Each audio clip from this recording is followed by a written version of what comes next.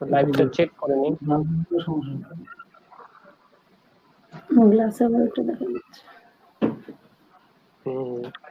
Live চলে আসে, দেখেন আপনাদের ফেসবুকের মধ্যে দেখা যাচ্ছে কিনা।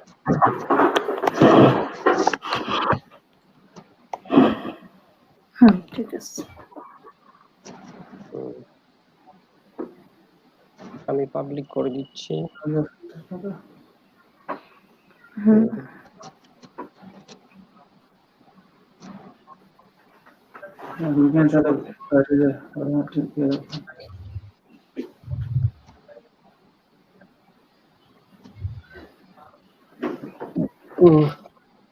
ওকে, সব ঠিক আছে ইনশাআল্লাহ, শুরু করতে পারি ফর্মালি।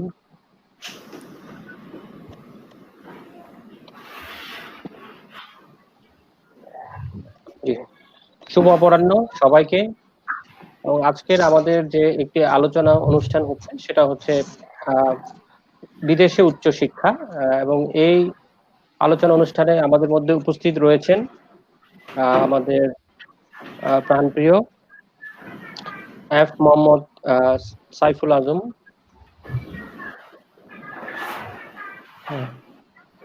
উনি PhD research fellow at Chinese, জি, PhD research fellow at the Chinese academy of agriculture science এবং লিয়েজ অফিসার হিসেবে আছে ইয়াপার্ড Asia and the Pacific coordination unit academic staff at ইউডা।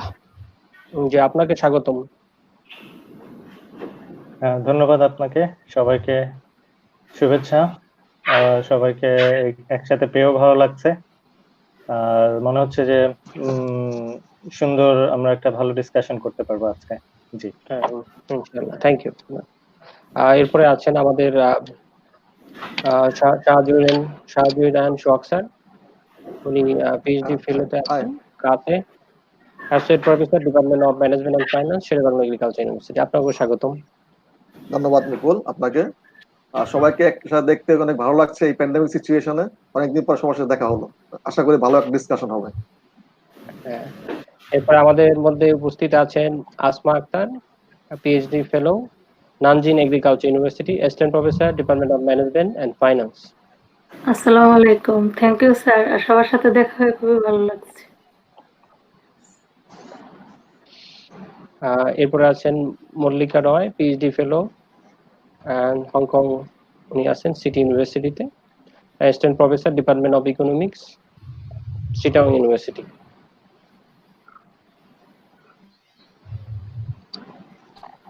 ধন্যবাদ আপনাকে, আমার ভালো লাগছে এরকম একটা ডিসকাশনে আসতে পেরে। জি, ধন্যবাদ আপনাকে। এরপরে আমাদের মাঝে উপস্থিত আছেন মিস্টার ফজলুল হক, উনি MS Thammasat university Thailand, assistant professor department of agri business and marketing, Sher-e-Bangla agriculture university. আসসালামু আলাইকুম, ধন্যবাদ সবাইকে। এ ধরনের একটা বিদেশে উচ্চশিক্ষা বিষয়ক প্রোগ্রামে আসতে পেরে নিজেকে ভালোই লাগছে। বিশেষ করে আমার পুরাতন অনেক কোয়ালিগ, যেমন সোহাগ স্যারকে অনেকদিন দেখে না, লাইভে এসে দেখলাম, আসমা পাকে অনেকদিন স্যারকে দেখে, আমার বাইরের লোকজন যাদেরকে দেখি তাদের ধন্যবাদ এবং ঈদের শুভেচ্ছা এবং রমজান মুবারকেরও শুভেচ্ছা। আসসালামু আলাইকুম, আশা করি একটা ফ্রুটফুল ডিসকাশন। জি, ধন্যবাদ এবং সবাইকে আরেকবার স্বাগত জানাচ্ছি। আসলে আমরা যখন বিদেশে উচ্চশিক্ষাতে যাই, বাংলাদেশে যারা আমরা স্টুডেন্ট, আসলে আমাদের নানা ধরনের ইনফরমেশন প্রয়োজন হয়, যে আসলে আমরা যে ইউনিভার্সিটিতে যাব সেই ইউনিভার্সিটিটার মান কিরকম, আমি যে আমার যে কোয়ালিফিকেশন সেটা কোন বিশ্ববিদ্যালয়ের সাথে আমার ম্যাচ করবে। একটা দেশ বিভিন্ন ধরনের স্কলারশিপ দেয়, কোন স্কলারশিপটা আমার জন্য সুইটেবল হবে এবং কি কি ধরনের ভর্তির শর্ত আছে। অনেকে আবার যারা সেটেল হতে চায় দেশের বাইরে, যে আমি পড়াশোনা করার পরে আমি ওখানে কোনো পিআর সুবিধা পাবো কিনা, বা আমি যারা হয়তো বা পার্শিয়াল স্কলারশিপ পায় তারা চিন্তা করে ওখানে আমি পার্ট টাইম জব পেয়ে কোনো ধরনের আমি পড়াশোনা চালিয়ে যেতে পারবো কিনা। নানা ধরনের আসলে কোশ্চেনের অবতারণা হয়। এই জন্য আমি আসলে সবাইকে আসলে বিভিন্ন দেশের যে অভিজ্ঞতার জন্য আজকে মিলিত হয়েছি। বিশেষ করে আজকে যারা আলোচনা আছেন তাদের মধ্যে যেটা চাইনিজ বলবো এডুকেশন সম্পর্কে তারা ভালো মতো জানেন, এবং যেহেতু তারা ওখানে স্টাডি করছেন, আমাদের মিস্টার মোহাম্মদ শফিউল আজম, শাহজুরান সোহাগ এবং আসমা আক্তার। এবং সাথে আমাদের ফজলুল হক আছেন, উনি থাইল্যান্ড এবং হচ্ছে জার্মানিতে দুই জায়গায় তার পড়াশোনার অভিজ্ঞতা আছে, এবং আমাদের হংকং সিটি ইউনিভার্সিটি সংযুক্ত রয়েছেন মল্লিকা রয়। তো আসলে আমি প্রথমেই আসলে অনুরোধ করব যে আমাদের শ্রদ্ধেয় স্যার এফ মোহাম্মদ শফিউল আজম স্যারকে, যে বাংলাদেশে ছাত্রদের চায়নাতে স্কলারশিপ পাওয়ার বিষয়ে অনেক টেকনিক বা কোনো ধরনের যদি কৌশল থাকে এবং কি করণীয় সেক্ষেত্রে প্রাথমিক পর্যায়ে যদি আপনি একটু বলেন আমাদেরকে, তাহলে আমরা সবাই উপকৃত হব। ধন্যবাদ আপনাকে এবং সবাইকে আসসালামু আলাইকুম। এই বিকেলে সবার সাথে কথা হচ্ছে এবং হয়তো অনেকেই লাইভ দেখছেন। তো আর আজকের এই অনলাইন ডিসকাশনটাও আমার কাছে খুবই গুরুত্বপূর্ণ মনে হয়েছে। আর এই আয়োজন করার জন্য আপনাকে এবং অন্য যারা এর সাথে আছেন তাদেরকেও ধন্যবাদ। চীনে লেখাপড়া করতে আসা বা উচ্চশিক্ষার ক্ষেত্রে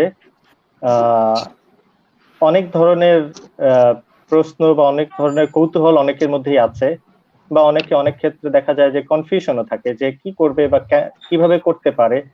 আর সেক্ষেত্রে একটা বড় ব্যাপার হচ্ছে যে ভাষা ব্যারিয়ারের জন্য অনেকে ভাবে যে আসলে কিভাবে আমি অ্যাপ্লাই করতে পারি বা কি করলে ভালো হতে পারে। তো সেই ক্ষেত্রে আমরা যারা এখানে এসেছি তারা আসলে আমাদের নিজেদের এক্সপিরিয়েন্সটা শেয়ার করতে পারি। এবং প্রথমত যদি চীনে পড়াশোনার ক্ষেত্রে বা উচ্চশিক্ষার ক্ষেত্রে বলতে হয়, তাহলে বলতে হবে যে চীনে আসলে তিনটা জায়গায় আসলে ভাগ করে নেওয়া যেতে পারে। একটা হচ্ছে মেইনল্যান্ড চায়না, আরেকটা হচ্ছে হংকং, আরেকটা হচ্ছে তাইওয়ান। এই তিনটা আলাদা আলাদা সেপারেটলি মানে পড়াশোনার জন্য বা উচ্চশিক্ষার জন্য তিনটাই খুবই ভালো জায়গা। তো প্রথমত যদি আমি বলি চীনের কথা, তাহলে চীনে বেশ কয়েক ধরনের স্কলারশিপ প্রোগ্রাম চলছে। তার মধ্যে চাইনিজ গভর্নমেন্টের একটা স্কলারশিপ প্রোগ্রাম, সেটাকে বলে সিএসসি, চাইনিজ স্কলারশিপ কাউন্সিল।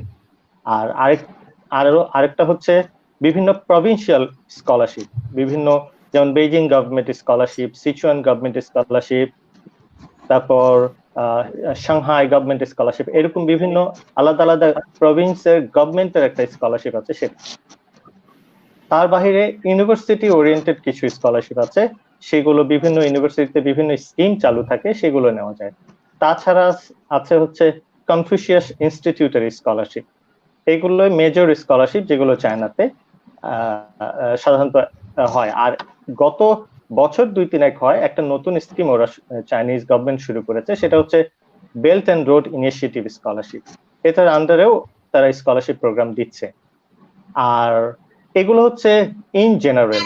তার বাহিরে একটা আছে, সেটা হচ্ছে খুবই ডিফারেন্ট এবং সেটা একটা স্পেসিফিক ইনস্টিটিউশনের, সেটা হচ্ছে চাইনিজ একাডেমি অফ এগ্রিকালচার সায়েন্সের, সেটা হচ্ছে কাস্টোয়াস বলে। Chinese academy of agriculture science, এটাকে সংক্ষেপে সিএস কাস, আর টোয়াস হচ্ছে third world academy of science. এদের কম্বিনেশনে জয়েন্ট ভেঞ্চারে একটা স্কলারশিপ প্রোগ্রাম আছে। তো এই কয়েকটা স্কলারশিপ প্রোগ্রামই চায়নাতে মোস্টলি চালু আছে। তো আর স্কলারশিপে বিভিন্ন ভাগ আছে, যেমন ব্যাচেলারে আসা যায়, মাস্টার্স প্রোগ্রামে আসা যায়, পিএইচডি প্রোগ্রামে আসা যায়। ব্যাচেলার প্রোগ্রামের ক্ষেত্রে সাধারণত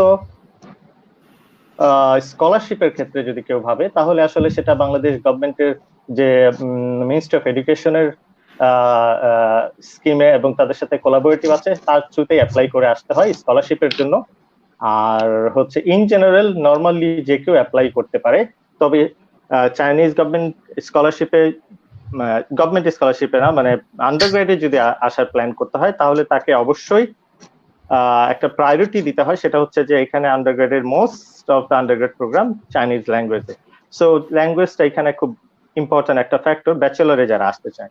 মাস্টার্স এবং পিএইচডির ক্ষেত্রে একটা প্লাস পয়েন্ট, সেটা হচ্ছে যে চাইনিজ ল্যাঙ্গুয়েজে আছে, আবার ইংলিশ ল্যাঙ্গুয়েজে আছে। সো যারা ইংলিশ ল্যাঙ্গুয়েজে পড়াশোনা করেছে তাদের জন্য এই ধরনের ভয়ভীতির কোনো কারণ নেই বাংলাদেশি যারা স্টুডেন্ট।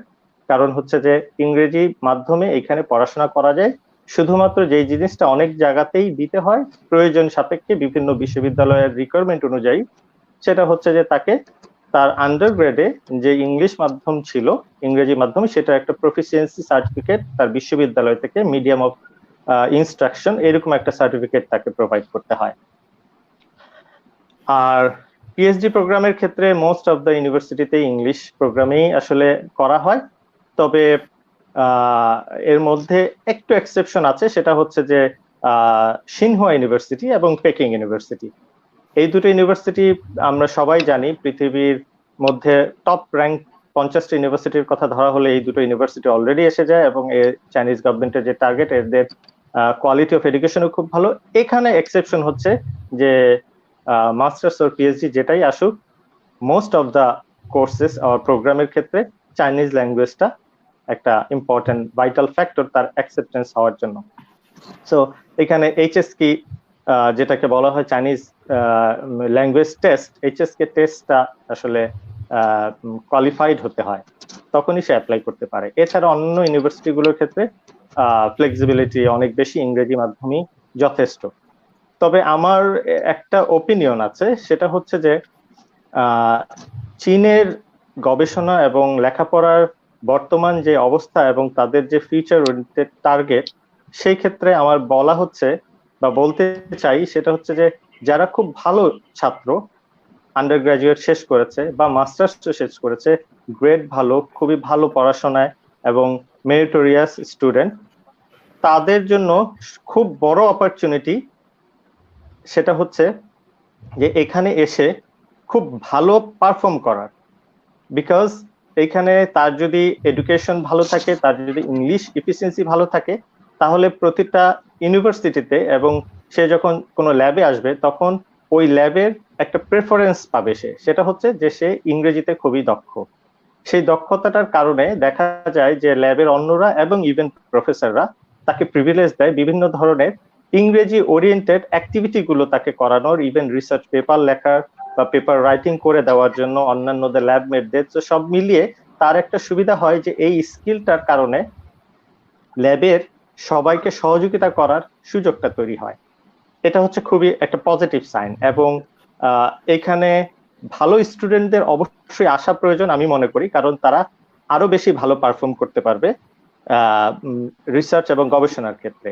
আর এর বাহিরে যারা আসলে তাদের ক্যারিয়ারটাকে রিসার্চ ফিল্ডে ভাবতে চায় না, এটা একটা অন্য একটা অনেক বড় ব্যাপার, যে সবাই কি রিসার্চার হবে বা সবাই কি রিসার্চ গবেষণা নিয়ে পড়ে থাকবে সারা জীবন, এমনটা না। অনেকে জব নিয়ে ভাবছে, অনেকে বিজনেস করতে চায়। তো এখন গত 2017 সাল থেকে চাইনিজ গভর্নমেন্ট একটা নতুন রুল করছে, বেসিক্যালি 2018 সাল থেকে। সেটা হচ্ছে যে এখানে কেউ যখন পড়াশোনা করতে আসবে, সে পড়াশোনা করার পর শেষ বছর বা শেষ সেমিস্টারে তার সুপারভাইজারের অ্যাপ্রুভাল নিয়ে ইন্টার্নশিপের জন্য অ্যাপ্লাই করতে পারবে, which is a paid job.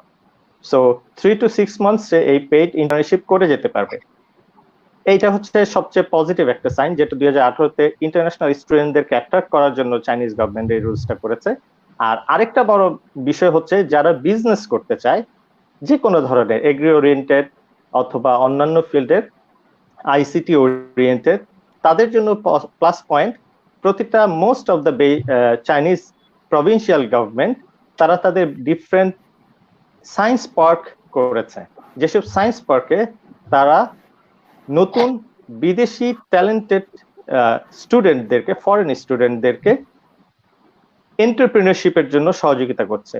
তাদেরকে এন্টারপ্রেনিয়রশিপের জন্য খুব নামমাত্র একটা রেজিস্ট্রেশন ফি যেটা ফেরতযোগ্য, তাতেই সে তার বিজনেস প্রপোজাল বা আইডিয়া জমা দিয়ে যদি সিলেক্টেড হয় সে তার বিজনেস ইনিশিয়েট করতে পারে, এবং সরকারি একটা বা গভর্নমেন্টের একটা ফান্ডিং এর কম্পিটিশন আছে, সেগুলোও সে অ্যাটেন্ড করতে পারবে। এবং এই সায়েন্স পার্ক গুলোতে গভর্নমেন্টের ফ্যাসিলিটিতেই সে অফিস স্পেস পাবে 1 to 2 years, ডিপেন্ড অন, একদম ফুল ফ্রি যদি তার প্রপোজাল অ্যাকসেপ্টেড হয়।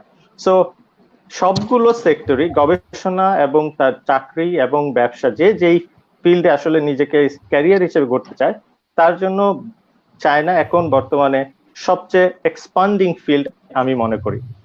আর যদিও এখানে দেখতে পাচ্ছি অনেকেই কৃষিজীবীদের মধ্যে পড়ে গেছে, তো সেই আসপেক্টে যদি বলি, সেটা হচ্ছে চায়নার এগ্রিকালচার নিয়ে আসলে সন্দেহাতীত ভাবে সবাই বলতে পারি যে তাদের পজিশনটা গ্লোবালি কতটা স্ট্রং এবং কতটা দৃঢ় জায়গায় তারা চলে গেছে। সেখান থেকে যদি আমাদের দেশের কেউ আসে, সেও খুব ভালো পারফর্ম করতে পারবে এবং সে সেই এক্সপিরিয়েন্সটা দেশেও গিয়েও কিছু করতে পারবে বা এখানেও খুব ভালোভাবে নিজেকে এস্টাবলিশ করার সুযোগ আছে।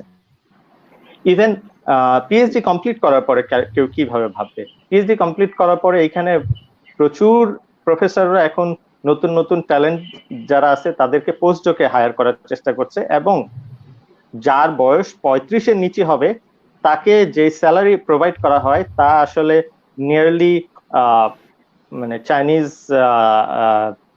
যদি স্যালারিতে ভাবা হয় তাহলে সেটা কম্পারেটিভলি 15,000 আরএমবি থেকে 20,000 আরএমবি অ্যাট লিস্ট, তারপরে বিভিন্ন প্রজেক্ট অনুযায়ী আরো বাড়তে পারে। সো ভালো স্টুডেন্টরা দ্রুত যদি মাস্টার্স পিএইচডি কমপ্লিট করে 35-এর ভিতরে যদি সে পোস্টডকে ঢুকে যেতে পারে, তার জন্য চাইনিজ গভর্নমেন্টেরই বিভিন্ন স্কিমে তাকে খুব ভালো পারফর্ম করার সুযোগ আছে।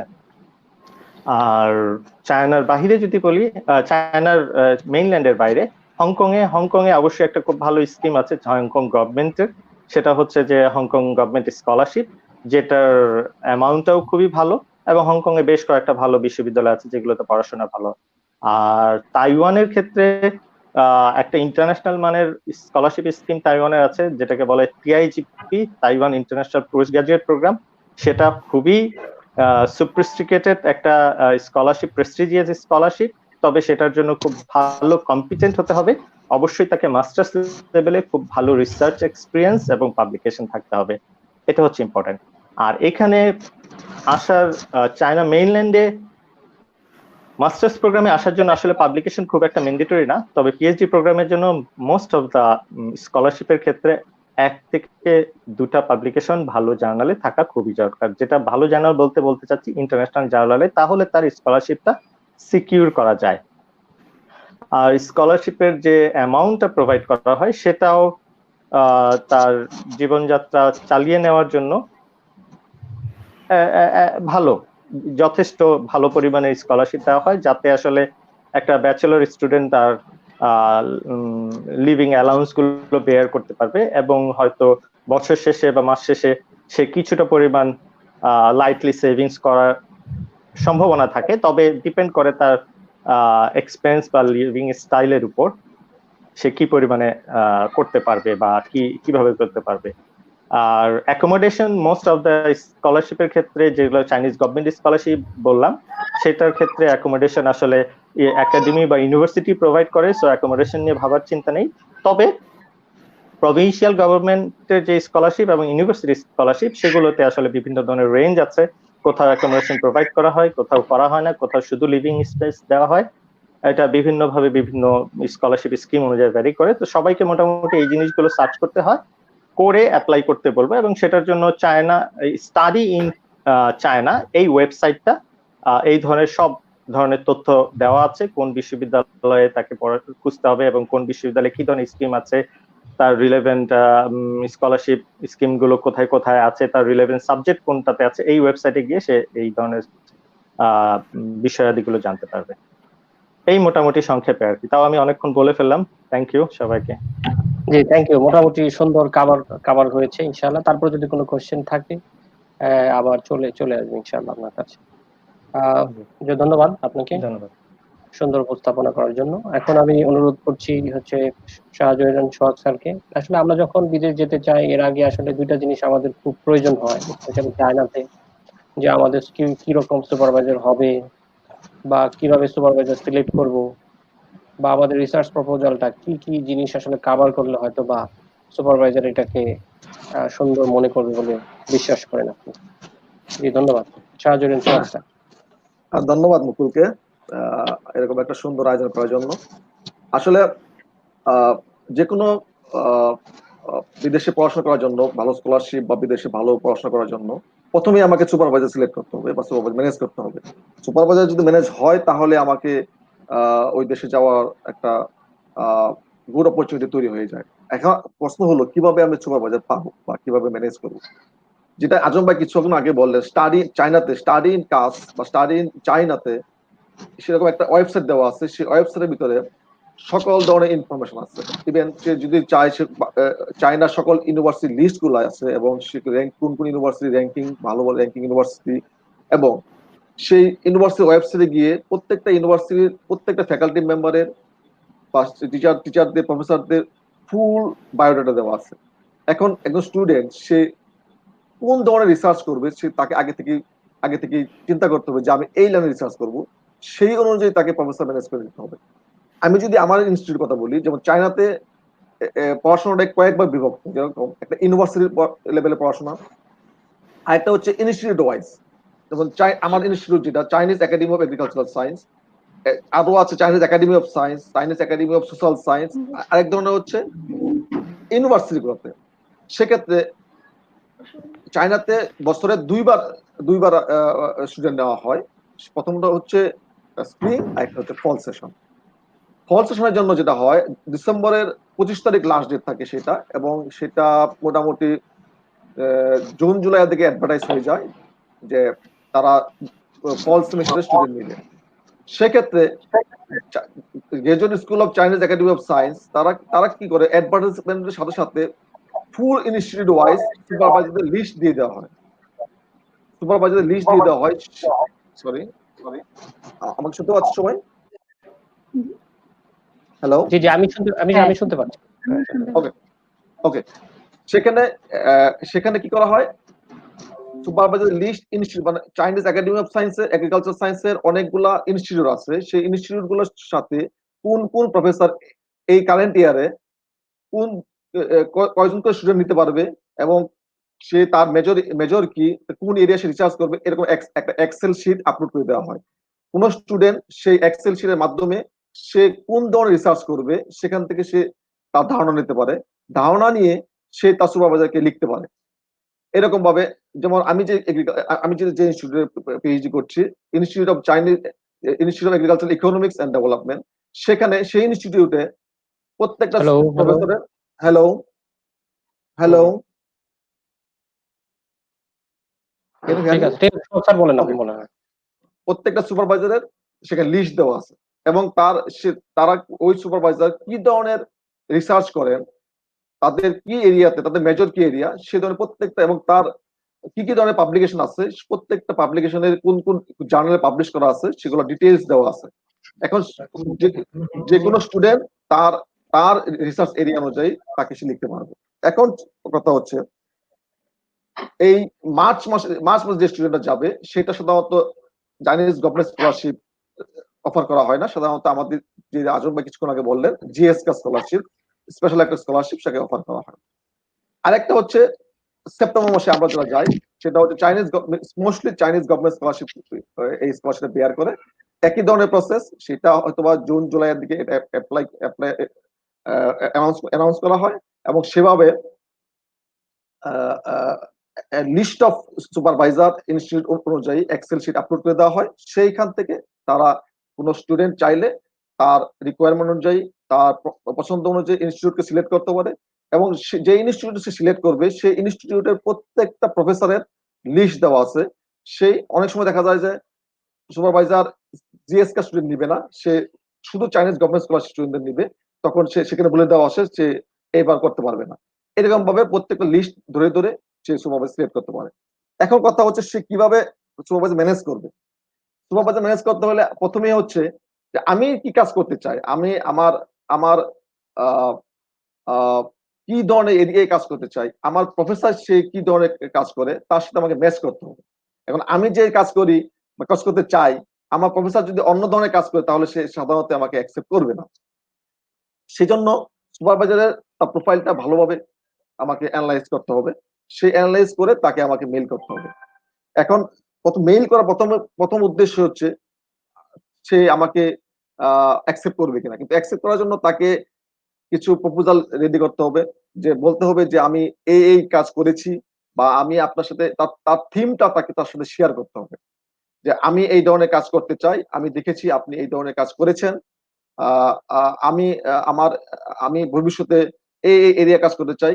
সেই থিম যদি তার থিমের সাথে মিলে যায় তাহলে সে তাকে অ্যাকসেপ্ট করতে পারে, এবং তার সাথে সে সাদা প্রপোজাল চায় যে তুমি কি কাজ করতে চাও, তুমি একটা আমাকে প্রপোজাল পাঠাও।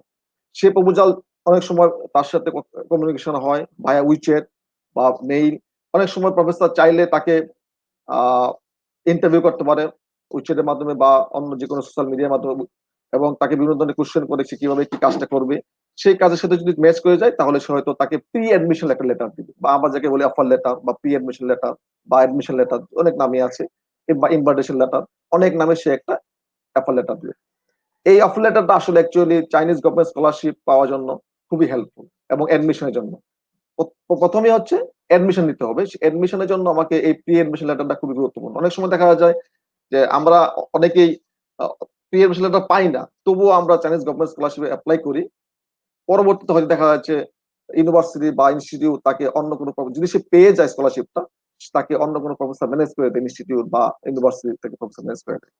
এইভাবে আসলে আমরা প্রফেসর সুপারভাইজারকে সিলেক্ট করতে পারি।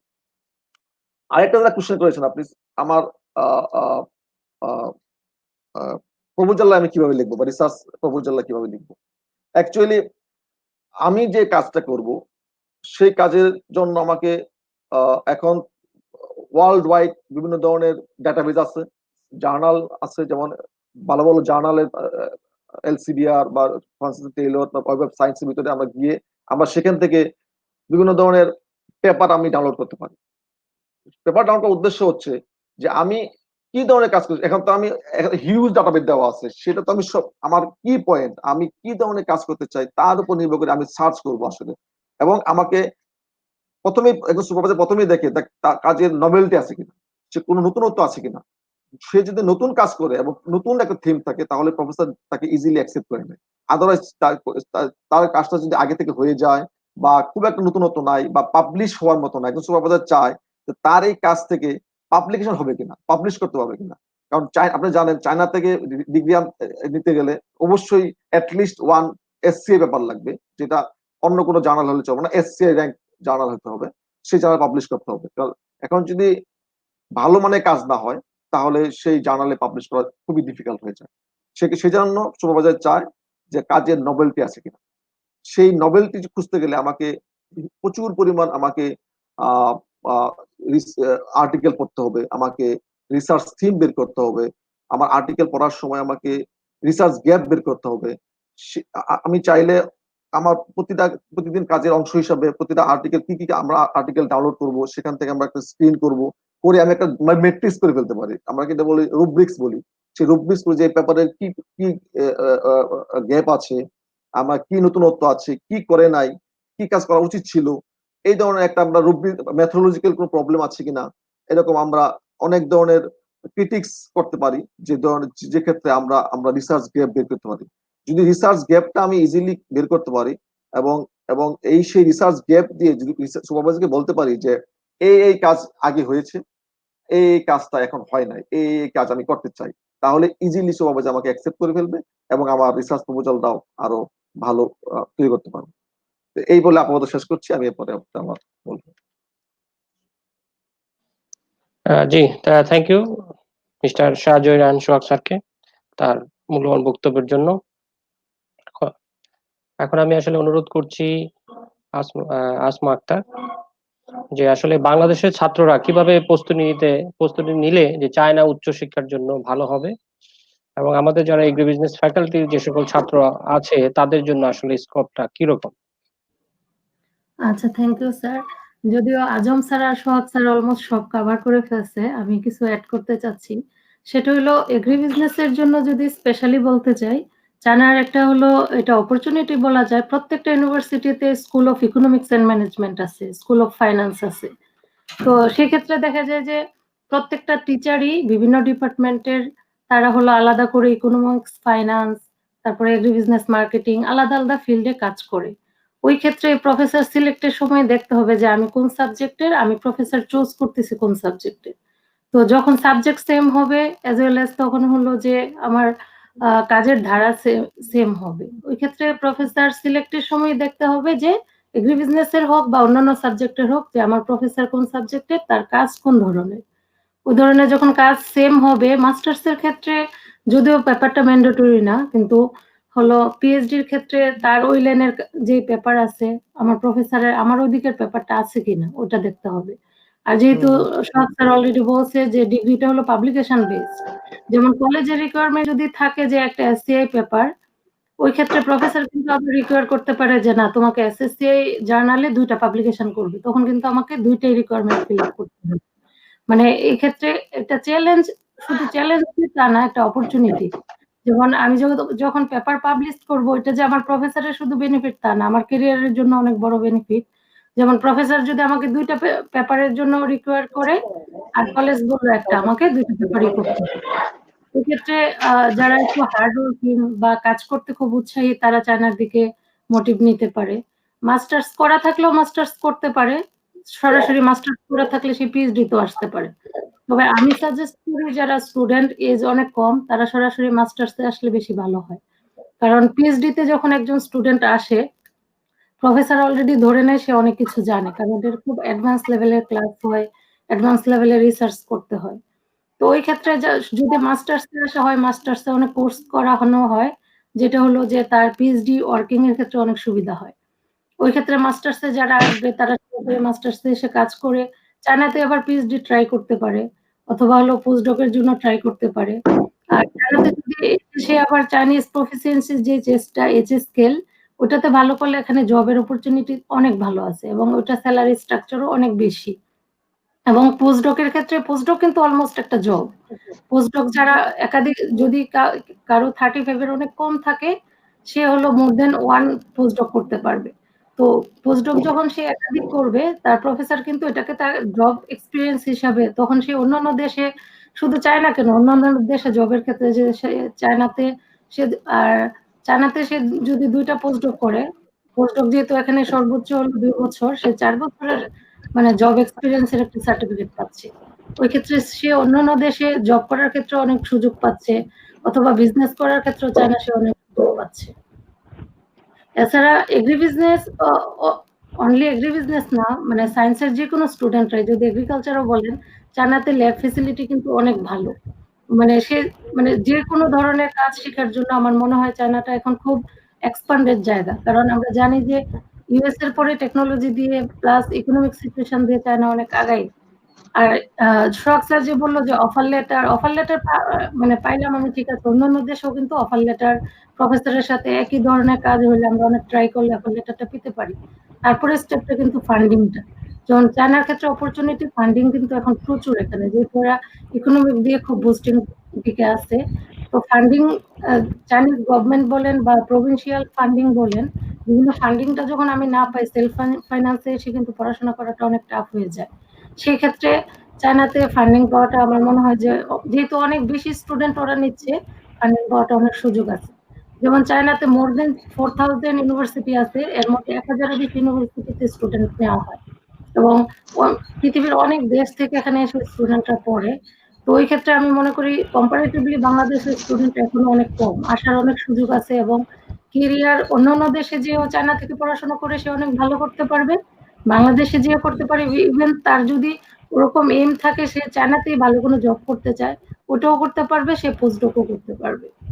মানে আমার বলার এটুকু ছিল, যেহেতু স্যাররা অনেক বলে ফেলছে।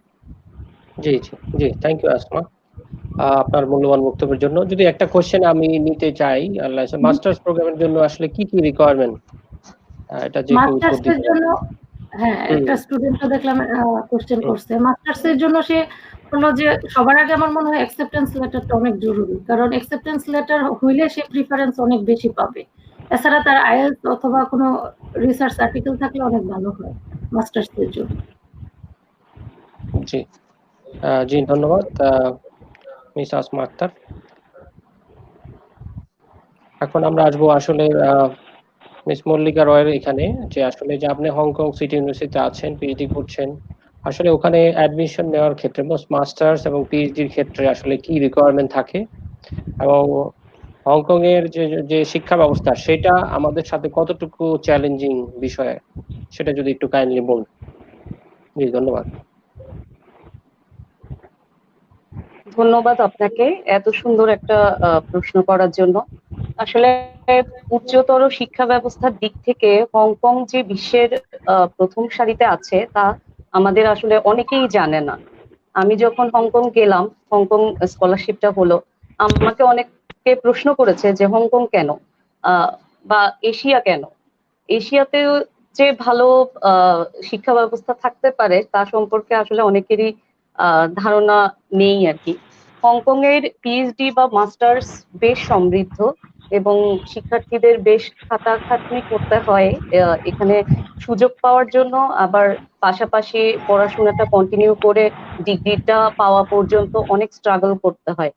দেখা যায় যে অন্যান্য অনেক দেশে কোর্স ওয়ার্ক ছাড়া পিএইচডির সুযোগ আছে, কিন্তু হংকং এর ব্যাপারটা ডিফারেন্ট। হংকং এ কোর্স ওয়ার্ক ছাড়া পিএইচডি করা যায় না।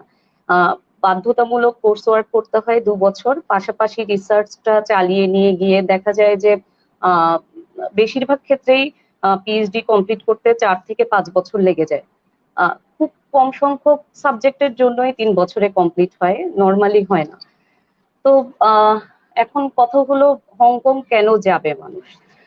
যেটা সবচেয়ে বেশি ইম্পর্টেন্ট সেটা হচ্ছে হংকং কিন্তু ওয়ার্ল্ড র্যাঙ্কিং এ অনেক এগিয়ে আছে, যেটা অনেকেই বিষয়টাকে এশিয়ার দিক থেকে ওইভাবে ওই ভিউ পয়েন্ট থেকে দেখে যে এশিয়াতে যাচ্ছে বা ইউএসএ তে যাচ্ছে অথবা কানাডাতে যাচ্ছে। আসলে আমাদের যেটা যাচাই করা উচিত, যেটা বোঝা উচিত সেটা হচ্ছে ওয়ার্ল্ড র্যাঙ্কিং এ কি অবস্থায় আছে, আমি যে ইউনিভার্সিটিতে পড়তে যাচ্ছি তার ওয়ার্ল্ড র্যাঙ্কিং কি পর্যায়ে আছে। তো সেই জন্যই এই একটা বিষয় হচ্ছে ওয়ার্ল্ড র্যাঙ্কিং এ অনেক এগিয়ে আছে হংকং বিশ্ববিদ্যালয়গুলো। আরেকটা বিষয় হচ্ছে ফান্ডিং অনেক ভালো। হংকং এর ইউনিভার্সিটি গুলোর যে স্কলারশিপের অ্যামাউন্টটা সেটা আসলে ইউএসএ বা অস্ট্রেলিয়ার অনেক ইউনিভার্সিটি থেকেই অ্যামাউন্টটা অনেক বেশি। তার একটা কারণ অবশ্য হংকং এর যেহেতু লাইফ এক্সপেন্ডিচার, যেটা জীবন চালানোর জন্য যে খরচটা সেটা অনেক বেশি, বিশেষ করে বাসা ভাড়া অনেক বেশি। তারপরও যে অ্যামাউন্টটা দেওয়া হয় সেটা দিয়ে আসলে শুধুমাত্র একজন স্টুডেন্ট না, অনেকেই আমরা যারা ওখানে আছি বাংলাদেশিরা, আমরা বেশিরভাগই আমি বলবো 90%ই ফ্যামিলি নিয়ে ওখানে থাকছে। আমরা কিন্তু ফ্যামিলি নিয়ে থাকার পরও কিছু পরিমাণ সেভ হচ্ছে। তার মানে বিষয়টা এই যে আসলে আমরা তো সেভ করার জন্য যাইনি, বিষয়টা হচ্ছে ফান্ডিংটা ভালো, সেটা বোঝানোর জন্য আমি এটা বলছি। তো হংকং এর যেই 8টি পাবলিক ইউনিভার্সিটি আছে সেই ইউনিভার্সিটি গুলো খুব ভালো র্যাঙ্কিং এ আছে। আমি যেখানে আছি সিটি ইউনিভার্সিটি অফ হংকং, সেটা ওয়ার্ল্ড র্যাঙ্কিং এ 52। তারপর ইউনিভার্সিটি অফ হংকং সেটা ওয়ার্ল্ড র্যাঙ্কিং এ 25। এবং আরেকটা ইউনিভার্সিটি আছে Hong Kong university of science and technology, সেটা 32 পজিশনে আছে। এবং বাকিগুলো মোটামুটি ফার্স্টের দিকেই আছে, বাকি যে ইউনিভার্সিটি গুলো আছে। তো প্রথমেই আমি যেটা দিয়ে আসলে শুরু করতে চাচ্ছি যে আসলে হংকং এ কেন যাবে, হংকং এ আমাদের স্টুডেন্টরা বা অন্যান্যরা কেন যাবে। আমি প্রথমেই সোট অ্যানালাইসিস দিয়ে শুরু করছি। হংকং এর এডুকেশনের আসলে স্ট্রেংথটা কি। স্ট্রেংথটা হচ্ছে প্রথমত হংকং এর এডুকেশন, হংকং প্লেস হিসেবে খুবই সেফ একটা ডেস্টিনেশন। সেকেন্ডলি এডুকেশনের কোয়ালিটি অনেক ভালো, খুব ভালো রেপুটেশন আছে। হংকং এর ইউনিভার্সিটি গুলো থেকে ডিগ্রি নিয়ে কিন্তু বাইরে ইউএসএ বা কানাডাতে জব করছে, এরকম অনেকে আছে। এরপর হচ্ছে এডুকেশনের মধ্যে ডাইভার্সিটি আছে, যেটা অনেক কিছু শেখা যায়। তারপর ওরা নতুন নতুন টেকনোলজি ইউজ করছে, সবচেয়ে বড় বিষয় হচ্ছে এটা টেকনোলজিকে অ্যাডাপ্ট করতে পারার যে বিষয়টা। এরপর হচ্ছে হংকং ইউনিভার্সিটি গুলোতে যে একাডেমিক স্টাফ গুলো আছে তারা অনেক বেশি স্পেশালাইজড, এবং তাদের দেখা যায় প্রায় বিভিন্ন রকম ট্রেনিং থাকে কিভাবে আসলে বাস্তব যেই টেকনোলজি সেটার সাথে কিভাবে স্টাফদেরকে স্টুডেন্টদেরকে এগিয়ে নিয়ে যাওয়া যায়, এরকম সুযোগ সুবিধা আছে। বিভিন্ন রকম সেমিনারের আয়োজন করা হয়। এবং আরো যে স্ট্রেংথ বলবো সেটা হচ্ছে লাইব্রেরি গুলোতে হিউজ বুক কালেকশন আছে।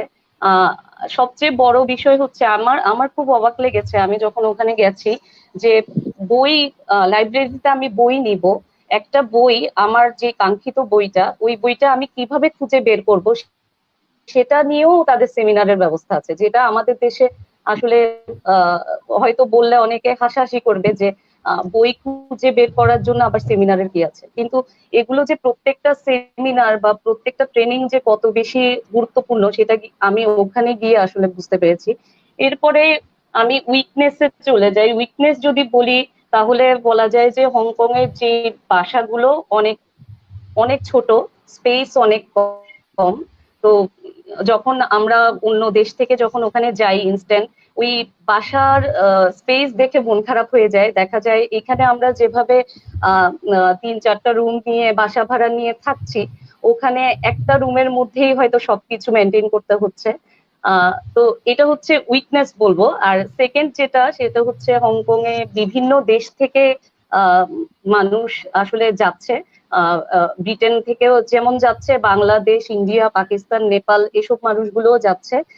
তো পপুলেশন দিন দিন বাড়ছে। হংকং যেহেতু খুব ছোট একটা জায়গা, সেই অনুযায়ী মানুষ যাচ্ছে, সেই জন্য পপুলেশন বাড়ছে। আর এখন চলে যে অপরচুনিটিজ এর দিকে, কি অপরচুনিটিস আছে সেটা হচ্ছে হংকং এর হায়ার এডুকেশনের অনেক হাই ডিমান্ড আছে, দিন দিন ডিমান্ড বাড়ছে এবং ডাইনামিক লেভেলের এডুকেশন এনভায়রনমেন্ট আছে। আমি যদি স্পেসিফিক্যালি আমার সিটি ইউনিভার্সিটির আমার ডিপার্টমেন্টের কথা বলি, সেক্ষেত্রে আমি দেখতে পাচ্ছি যে ওরা দেখা যাচ্ছে একটা নোবেল প্রাইজ অ্যাওয়ার্ডির কোনো পেপার নিয়ে আমাদেরকে ক্লাসে বোঝানোর চেষ্টা করছে, বা তারা কি মেথোডোলজি ইউজ করেছে সেটা বোঝানোর চেষ্টা করছে, যেটা অ্যাপ্লিকেশন। যেটা দেখা যায় যে আমাদের দেশে আমরা শুধুমাত্র বইয়ের ভেতরেই সীমাবদ্ধ থাকি। আমি নিজেও যেহেতু একজন ফ্যাকাল্টি মেম্বার, আমি চট্টগ্রাম বিশ্ববিদ্যালয়ে আছি, তা আমি জানি যে আমাদের দেশের প্যাটার্নটা কেমন, এডুকেশনের প্যাটার্নটা, কিন্তু ওখানকার education pattern, education system totally different আমাদের চেয়ে। আর সেখানে আরো কিছু কম্পিটিটিভ অ্যাডভান্টেজ আছে, যেহেতু লাইফস্টাইল অনেক ভালো, সেই অ্যাডভান্টেজ গুলো এডুকেশনের ক্ষেত্রে পাওয়া যায়। আর থ্রেটস হিসেবে যেটা বলবো সেটা হচ্ছে হংকং এর ল এবং রেগুলেশন খুবই স্ট্রিক্ট। যেমন একটা স্টুডেন্ট যদি যায়, সে যদি তার সাথে তার ওয়াইফ বা হাজবেন্ডকে ডিপেন্ডেন্ট হিসেবে নিয়ে যায়, সেই ক্ষেত্রে ডিপেন্ডেন্ট ভিসাধারী যিনি, তিনি কোনো জব করতে পারবেন না, এরকম কিছু রেস্ট্রিকশন আছে। যেটা যেটা থ্রেটস বলছি এই কারণে, কারণ এই কারণটার জন্য অনেকে পিছিয়ে যাবে হংকং যাওয়ার ক্ষেত্রে, অনেক ভালো দিক থাকা সত্ত্বেও। হংকং এ একাডেমিক ইয়ার মূলত শুরু হয় সেপ্টেম্বর মাসে। তো এর আগের বছরেই দেখা যায় ডিসেম্বরের মধ্যে অ্যাপ্লিকেশন পিরিয়ডটা শেষ হয়ে যায়। সেই ক্ষেত্রে হংকং এর সবচেয়ে লুক্রেটিভ যে স্কলারশিপটা, সেটা হচ্ছে হংকং পিএইচডি ফেলোশিপ প্রোগ্রাম। এবং এই প্রোগ্রামের যে স্কলারশিপের ফান্ডিংটা, সেটা অনেক ভালো এবং অনেক বেশি কম্পিটিটিভ আমি বলবো। এছাড়াও আরো অনেক রকম স্কলারশিপ আছে, যেমন ইউজিসি ফান্ডেড স্টুডেন্টশিপ আছে, এছাড়া ইউনিভার্সিটি ওরিয়েন্টেড স্টুডেন্টশিপ আছে, এছাড়া আছে টিউশন ফি স্কলারশিপ আছে, কিছু স্কলারশিপ আছে এন্ট্রি স্কলারশিপ, মানে যাদের এন্ট্রি কোয়ালিটি অনেক ভালো থাকে সেই অনুযায়ী স্কলারশিপ দেয়। আবার কিছু স্কলারশিপ আছে যেমন হলের ভাড়া ফ্রি করে দিতে পারে, এই ধরনের কিছু স্কলারশিপ আছে। কিছু স্কলারশিপ ডিপেন্ড করে একাডেমিক পারফরমেন্সের উপর, যে একটা স্টুডেন্ট ওখানে গিয়ে কতটুকু পারফরমেন্স দিতে পারছে, সেই পারফরমেন্সের উপর ভিত্তি করেও কিন্তু তারা স্কলারশিপ প্রোভাইড করে। তো এরকম অনেক ধরনের স্কলারশিপ আছে। হংকং এ আমি এখন যে বিষয়টা বলবো সেটা হচ্ছে সিলেকশন ক্রাইটেরিয়া। তারা আসলে কিসের ভিত্তিতে সিলেকশনটা করে থাকে। তো তারা মেইনলি চারটা বিষয়ের ভিত্তিতে সিলেকশন করে। প্রথমত হচ্ছে একাডেমিক এক্সিলেন্স, তার মানে হচ্ছে তার একাডেমিক পারফরমেন্স বা জিপিএ বা রেজাল্ট যাই বলি না কেন, সেটা অনেক ভালো থাকতে হবে, যেটা অনেক দেশেই করে না। হয়তো শুধুমাত্র আইএলটিএস বা টোফেলের স্কোর, মিনিমাম স্কোর থাকলেই অ্যাপ্লাই করা যায়, কিন্তু হ্যাঁ, হংকং এও অ্যাপ্লাই করা যাবে, কিন্তু স্কলারশিপ দেওয়ার ক্ষেত্রে তারা একাডেমিক এক্সেলেন্সটা খুব ভালো করে দেখে। সেকেন্ডলি যেটা বলবো সেটা হচ্ছে রিসার্চ অ্যাবিলিটিস অথবা পোটেনশিয়ালস। একটা স্টুডেন্টের কতটুকু রিসার্চ অ্যাবিলিটি আছে, তার আসলে সেই রিসার্চ করতে পারবে কিনা, তার পোটেনশিয়ালস কতটুকু আছে, সেটা অনেক বেশি ইম্পর্টেন্ট। এখন কথা হচ্ছে সেটা তারা বুঝবে কিভাবে। তারা যেটা দেখবে সেটা হচ্ছে যেই অ্যাপ্লিকেশন ফর্ম বা অনেক সময় সিভিও অ্যাটাচ করে দেওয়া হয় অ্যাপ্লিকেশন ফর্মে, সেখানে তারা দেখবে তার কোনো রিসার্চের অভিজ্ঞতা আছে কিনা, তার পাবলিকেশন আছে কিনা, সে কোনো কনফারেন্সে অ্যাটেন্ড করেছে কিনা, সে কোনো প্রজেক্টের সাথে যুক্ত আছে কিনা বা কোনো প্রজেক্ট শেষ করেছে কিনা, এবং সেগুলোতে তার কন্ট্রিবিউশন কেমন, পাবলিকেশনের ক্ষেত্রে সে কোনো ভালো জার্নালে পাবলিশ করেছে কিনা, জার্নালটা কোন মানের বা কোন গ্রেডের জার্নাল সেটাও তাদের কাছে অনেক বেশি ম্যান্ডেটরি। এসব বিষয়গুলো দেখেই কিন্তু তারা ডিসিশন নেবে যে এই স্টুডেন্টের রিসার্চ পোটেনশিয়াল আছে কিনা। এখন বিষয় হচ্ছে কারো যদি কোনো পাবলিকেশন না থাকে সেই ক্ষেত্রে সে কি অ্যাপ্লাই করতে পারবে না? অবশ্যই পারবে। সেই ক্ষেত্রে সে অ্যাপ্লাই করতে পারবে, তার অন্যান্য যেসব ক্রাইটেরিয়া আছে সেগুলো যদি ফুলফিল হয় তাহলে সেই ক্ষেত্রে সে অ্যাপ্লাই করার পরে অ্যাপ্লিকেশন ফর্মের সাথে একটা রিসার্চ প্রপোজাল জমা দিতে হয়, যেটা অ্যাকচুয়ালি বেশিরভাগ ক্ষেত্রে ফাইনাল রিসার্চ প্রপোজাল না। এই প্রপোজালটা জমা নেওয়ার উদ্দেশ্য হচ্ছে তারা ওই প্রপোজালটা দেখে বুঝতে পারে যে আসলে এই স্টুডেন্টটা রিসার্চ অ্যাবিলিটি আছে কিনা, সে লিখতে পারছে কিনা, সে একটা যে আর্টিকেল লিখবে বা রাইটিং অ্যাবিলিটি যেটা সেটা ঠিক আছে কিনা। এরপরে আমি চলে যাচ্ছি 3 নাম্বার ক্রাইটেরিয়া। 3 নাম্বার ক্রাইটেরিয়াটা হচ্ছে কমিউনিকেশনস এন্ড ইন্টারপার্সোনাল স্কিলস। এই ক্ষেত্রে তারা যেটা দেখে সেটা হচ্ছে তার ইংলিশের দক্ষতাটা কতটুকু।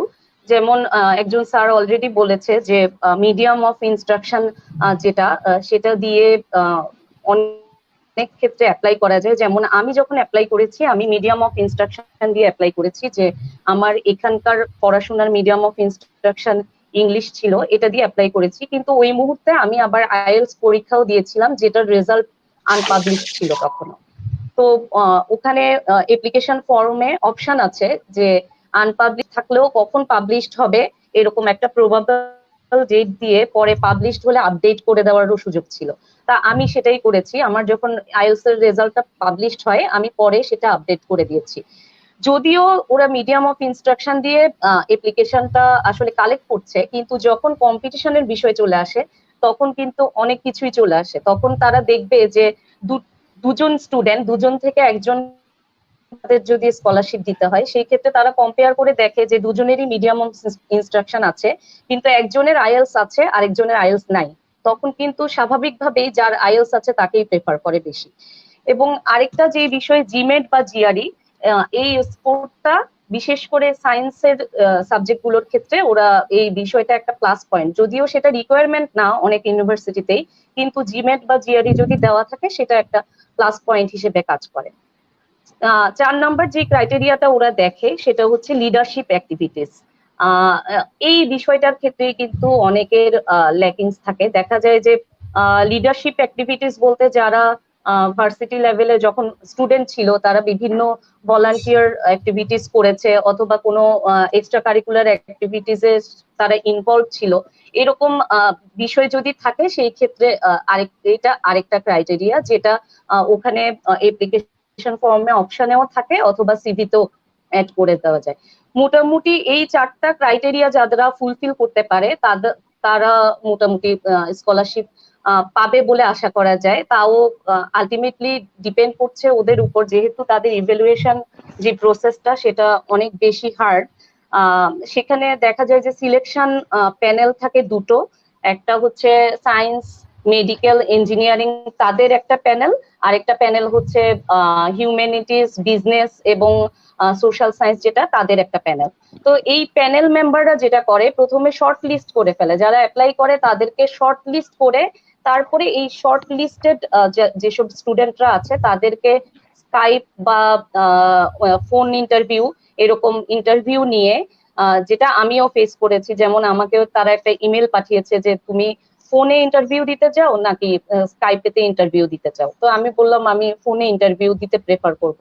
তখন তারা আমাকে আবার একটা ইমেল করে আমাকে টাইম দিল যে এই হংকং টাইম, এই টাইমে আমরা তোমাকে ফোন করব এবং তোমার একটা ইন্টারভিউ নেব। এবং সেই ক্ষেত্রে দেখা গেছে প্রায় 45 মিনিটের একটা ইন্টারভিউ আমি ফেস করেছি। এবং সেই ইন্টারভিউতে তাদেরকে ডিটেলস আমার সম্পর্কে বলতে হয়েছে। তো ওই মুহূর্তে আমি কিছু প্রজেক্টে যুক্ত ছিলাম, সেই প্রজেক্ট সম্পর্কে জিজ্ঞেস করেছে, আমার পাবলিকেশন সবকিছু মিলিয়ে তারা জিজ্ঞেস করেছে।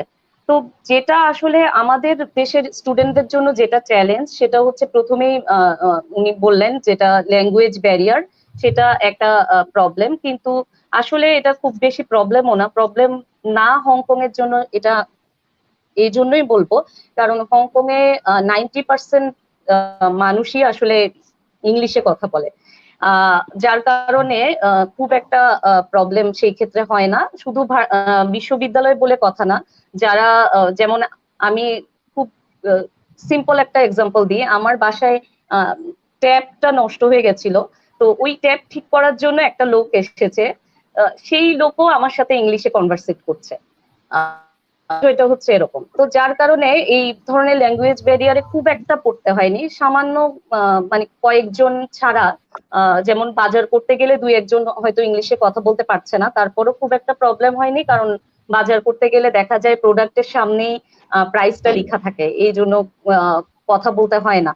আরেকটা বিষয় যেটা স্টুডেন্টরা প্রবলেমে পড়ে সেটা হচ্ছে অ্যাডাপ্ট করার যে ক্ষমতা। যেহেতু আমাদের এখানকার কালচার আর ওখানকার কালচার পুরোপুরি ডিফারেন্ট, একটা নতুন জায়গায় গিয়ে অ্যাডাপ্ট করার যে এবিলিটিটা, ওইটা অনেকেরই থাকে না বা কম থাকে। সেই ক্ষেত্রে অ্যাডাপ্ট করার যে ক্ষমতাটা, সেটাও আমাদের জন্য একটা চ্যালেঞ্জ। তারপরে যেটা সবচেয়ে বেশি প্রবলেমেটিক আমার জন্য হয়েছে সেটা হচ্ছে আমরা আসলে আমাদের দেশে টেকনোলজিতে অনেক পিছিয়ে। এটা একটা অনেক বড় একটা প্রবলেম। দেখা যাচ্ছে যে আমি ইকোনমিক্স ডিপার্টমেন্টের, তো ইকোনমিক্স ডিপার্টমেন্টে দেখা যাচ্ছে যে বিভিন্ন সফটওয়্যারের ইউজ ওখানে আছে, যেটা হয়তো আমি এখানে ইউজ করিনি, নতুন করে আমাকে শিখতে হয়েছে। এরকম অনেক কিছুই নতুন করে শিখতে হয়েছে। এটা যদিও প্রথম দিকে একটু প্রেশার মনে হয়, কিন্তু আলটিমেটলি এটা ওভারকাম করা আসলে কোনো বিষয় না। আর সবচেয়ে বড় যেটা হোম সিকনেস এর ব্যাপারটা, এটা সব স্টুডেন্টরাই ফেস করে যখন বাইরে পড়তে যায়, যে আসলে দেশে থাকার যে বিষয়টা সেটা মিস করে। প্রথম দিকে প্রবলেম হলেও পরে এটাকে ওভারকাম করা সম্ভব। তো এই হচ্ছে মোটামুটি আমাদের চ্যালেঞ্জ গুলো। তো যেটা জিনিসটা আমাদেরকে করতে হবে সেটা হচ্ছে একটু চেষ্টা করতে হবে। অনেকেই ভয় পায়, অনেকে ভয় পায়, অনেকে অনেক কিছু ইনফরমেশন জানে না, বসে থাকে, হয়তো কারো থেকে ইনফরমেশন পাবে তারপর সে ট্রাই করবে। এটা না করে আমরা যদি একটু নেট ব্রাউজ করি, আমরা কিন্তু অনেক ইনফরমেশন নেটেই পেয়ে যাই এখন। তারপরে হচ্ছে অন্যের উপর নির্ভরশীলতার ব্যাপারটা, সেটা কমাতে হবে।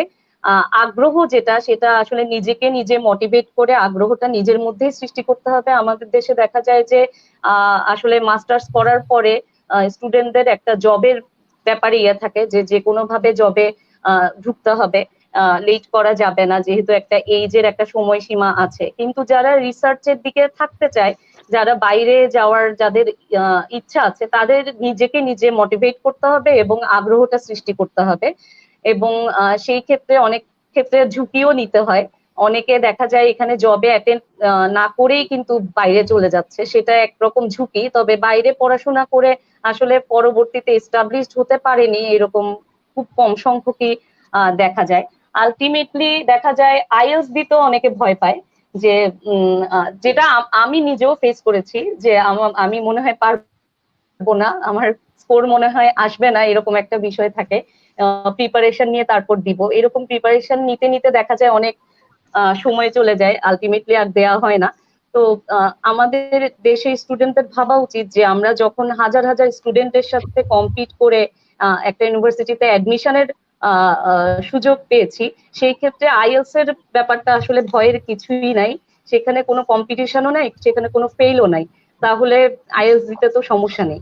তা আলটিমেটলি যে বিষয়টা আমি সর্বোপরি লাস্টলি যেটা বলবো সেটা হচ্ছে, কারো যদি বাইরে পড়তে যায় কোনো আগ্রহ থাকে এবং ইচ্ছা থাকে, সেই ক্ষেত্রে লেগে থাকা এবং লেগে থাকা, এটার বিকল্প আর কিছুই নেই।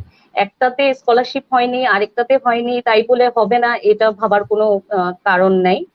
লেগে থাকলে অবশ্যই সম্ভব। থ্যাংক ইউ, আমি এতটুকুই বলার ছিল। জি জি জি, থ্যাংক ইউ। আমরা মোটামুটি হংকং সম্পর্কে জেনে ফেলছি।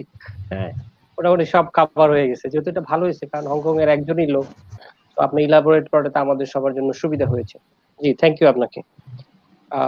আসলে এর মধ্যে একটা কোশ্চেন নিই, তারপর আমরা ফজলুল স্যারের কাছে আসবো। একজন আসলে কোশ্চেন করেছে যে বাংলাদেশের শিক্ষার্থীদের থেকে সুবিধাজনক অবস্থানে বা তুলনামূলক এগিয়ে কোন জিনিসটা রাখে। হ্যাঁ, এটা চায়না এবং হচ্ছে হংকং দুইটার ক্ষেত্রে হতে পারে। আমরা কোন ক্ষেত্রে এগিয়ে আছি বলে বিশ্বাস করি আমরা আসলে আমাদের স্ট্রেংথটা যদি বলি যে আমাদের এমন কোয়ালিটি আছে যেটা অন্য দেশের নাই? তিনটা হলো স্যার যে যদিও ম্যাডাম লাস্টে বলছে লেগে থাকা, আমি খুব কম সংখ্যক মানে স্টুডেন্টকে দেখছি যে বাঙালি তারা প্রফেসরের একদম প্রথম শ্রেণীর প্রিয় না। এটার একমাত্র কারণ হলো টাইমিং। যেমন ল্যাব মিটিং গুলো হয় আমাদের যেখানে, আমি আমার ল্যাব প্লাস অন্যান্য ল্যাবে দেখি সবার আগে বাঙালিরা প্রেজেন্ট থাকে এবং যে কোনো কাজের ক্ষেত্রে খুব অ্যাটেন্টিভ, না পারলেও লেগে থাকার বিষয়টা। আর পড়াশোনার ক্ষেত্রে কিন্তু লেগে থাকার বিকল্প আসলে কিছু নাই। তো সেই ক্ষেত্রে এখানে আমরা যখন আসি তখন কিন্তু আমরা তেমন কিছুই জানি না। তো না জানার ক্ষেত্রে লেগে থাকার গুরুত্বটা আরো অনেক বেশি। ওটা আমি মনে করি বাঙালি স্টুডেন্টের অনেক বড় একটা স্ট্রেংথ। মানে কেউ না এখানে আসার পরে চায়না থেকে ডিগ্রি না নিয়ে যায় এরকম কিন্তু অনেক স্টুডেন্টও আছে। আমি বাঙালি খুব কমই দেখছি ডিগ্রি না নিয়ে যাওয়াটা হলো পাবলিকেশনের জন্য। কারণ উইদাউট পাবলিকেশন এখানে কোনোভাবেই ডিগ্রি হওয়া পসিবল না। এবং publication professor plus college select করে দিবে যে আমি কোথায় পাবলিশ করতে হবে। তো আমি এরকমও বাঙালি দেখছি যে টাইম ওভার হয়ে গেছে, তারপরও সে মানে নিজ দায়িত্বে বাংলাদেশে চলে যেয়ে পাবলিকেশন করে পরে ডিগ্রি নিয়ে গেছে। তো আমি মনে করি এটা অনেক বড় স্ট্রেংথ। জি জি, থ্যাংক ইউ আসমা আক্তারকে। এখন আমি আসতেছি ফজলুল হক স্যারের কাছে আসতেছি। কোশ্চেন হচ্ছে, যেহেতু আপনি ওই থাইল্যান্ড এবং জার্মানি দুই দেশের আসলে পড়াশোনার একটা অভিজ্ঞতা আছে 2 সেমিস্টারে, সেক্ষেত্রে আসলে কাইন্ডলি যদি বলেন আসলে যে থাইল্যান্ড এবং জার্মানিতে উচ্চশিক্ষার ক্ষেত্রে বা আমাদের ভর্তি বা স্কলারশিপের জন্য আসলে কি করণীয় একজন ছাত্রের? জি, ধন্যবাদ। আসসালামু আলাইকুম, ধন্যবাদ সবাইকে যারা আমাকে শুনছেন। স্যারকে ধন্যবাদ যে উনি একটা উচ্চশিক্ষা বিষয় অনলাইন একটা প্রোগ্রামের ব্যবস্থা করছেন। আমি প্রথমেই বলবো যে থাইল্যান্ডের যে সমস্যা দিয়ে আমি শুরু করি। থাইল্যান্ড হচ্ছে আসিয়ানভুক্ত দেশ। আসিয়ানভুক্ত দেশের ক্ষেত্রে আমি ওখানে পড়তে যাই দেখি একমাত্র এআইটি তে বাংলাদেশি স্টুডেন্ট বেশি, তাছাড়া অন্যান্য ইউনিভার্সিটিতে বাংলাদেশি স্টুডেন্ট খুব একটা নাই। আর আসিয়ানভুক্ত দেশ হওয়ার কারণে বাংলাদেশি স্টুডেন্টদের ওখানে স্কলারশিপও নাই। মূলত আমি ওখানে এডিবি এশিয়ান ডেভেলপমেন্ট ব্যাংকের স্কলারশিপ পাই, আর তাছাড়া এআইটি তে এশিয়ান ডেভেলপমেন্ট ব্যাংকের স্কলারশিপ আছে। এছাড়া বাংলাদেশি স্টুডেন্টদের জন্য কোনো ওপেন স্কলারশিপ ওখানে নেই। বাদ বাকি সব স্টুডেন্ট যা আসে ওখানে Malaysia, Indonesia, Singapore, Myanmar, Chinese, Japanese, Philippines এর স্টুডেন্ট। আমরা বাংলাদেশি স্টুডেন্ট খুবই কম। তবে আমি আমার নিজস্ব ওই থাইল্যান্ডে প্রথমে 1 বছর আমি কোর্স ওয়ার্ক করি, তারপরে জার্মানিতে যেহেতু ছিলাম। আমি থাইল্যান্ডের ব্যাপারে যেটা আমি বাংলাদেশি স্টুডেন্টদের বলবো, ওখানে যেহেতু স্কলারশিপ আমরা বাংলাদেশি স্টুডেন্টরা স্কলারশিপ ছাড়া চিন্তাই করতে পারে না, ওখানে কাজের সুবিধাও খুব একটা নাই। সেক্ষেত্রে স্কলারশিপ যেটা আছে, এডিবি স্কলারশিপ আছে।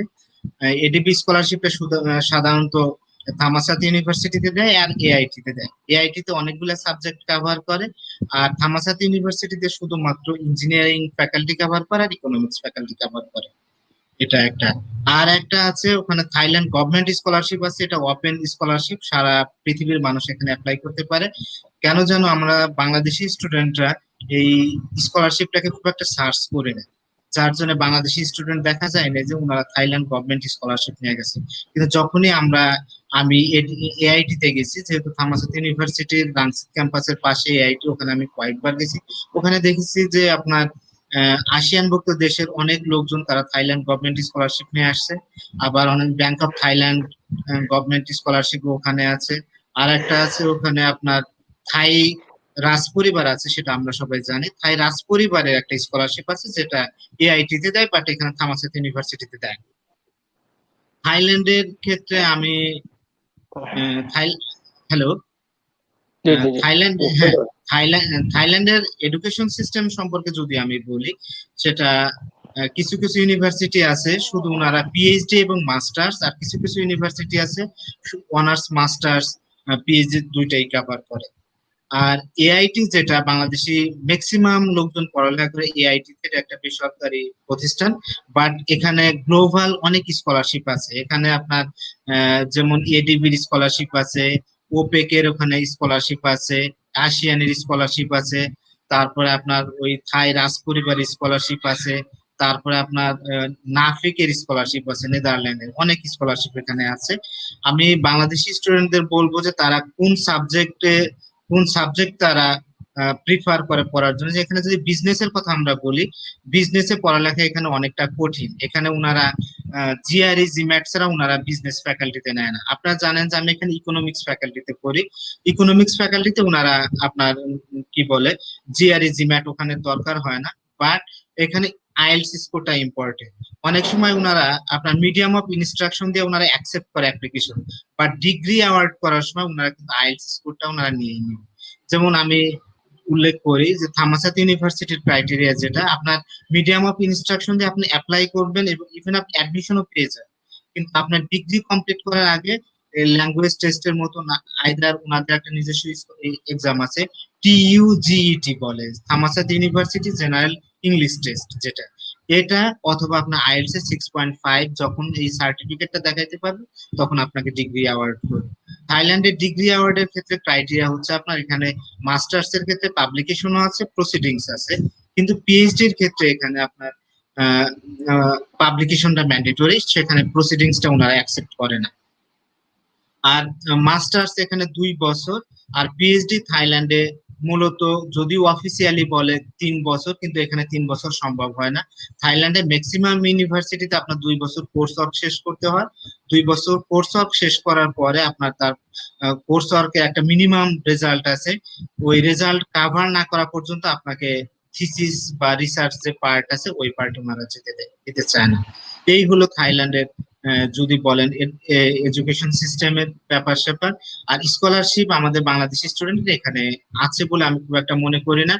আর এখানে পড়ালেখা যদিও আপনার public university, private university, 2 university আছে, কোন ইউনিভার্সিটি আমাদের মতো ফ্রি না, কিন্তু আদারওয়াইজ আমি যদি জার্মানির কথা যেহেতু আপনি আমাকে বলছেন, জার্মানির ক্ষেত্রে যদি আমি একটু টানি, সেখানে জার্মানির অনেক ইউনিভার্সিটির টিউশন ফি আছে খুবই কম, কিন্তু থাইল্যান্ডের ইউনিভার্সিটির টিউশন ফি একেবারেই কম না।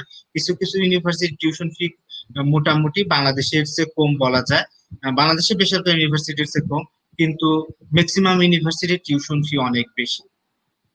আর যদি আমি কম্পারেটিভলি স্টুডেন্ট অ্যাডাপ্টেবিলিটির কথা বলি, থাইল্যান্ডের সবচেয়ে বড় ব্যারিয়ার হচ্ছে আপনার ল্যাঙ্গুয়েজ ব্যারিয়ার।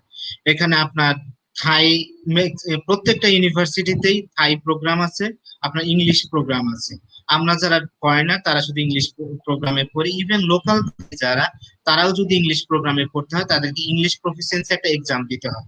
আর এখানে প্রফেসরদের ক্ষেত্রে আমি যেটা বলবো, ম্যাক্সিমাম প্রফেসর তারা খুব হাইলি কোয়ালিফাইড, কিন্তু তারপরে ওনাদের এটা ধরে নিব আমাদের ফরেন স্টুডেন্টের না, ধরে নিব আমার নিজের প্রবলেম, আমার ওনাদের ল্যাঙ্গুয়েজের অ্যাকসেন্টটা বুঝতে অনেক সময় কষ্ট হয়ে যায়, তাই প্রফেসরদের অ্যাকসেন্টটা।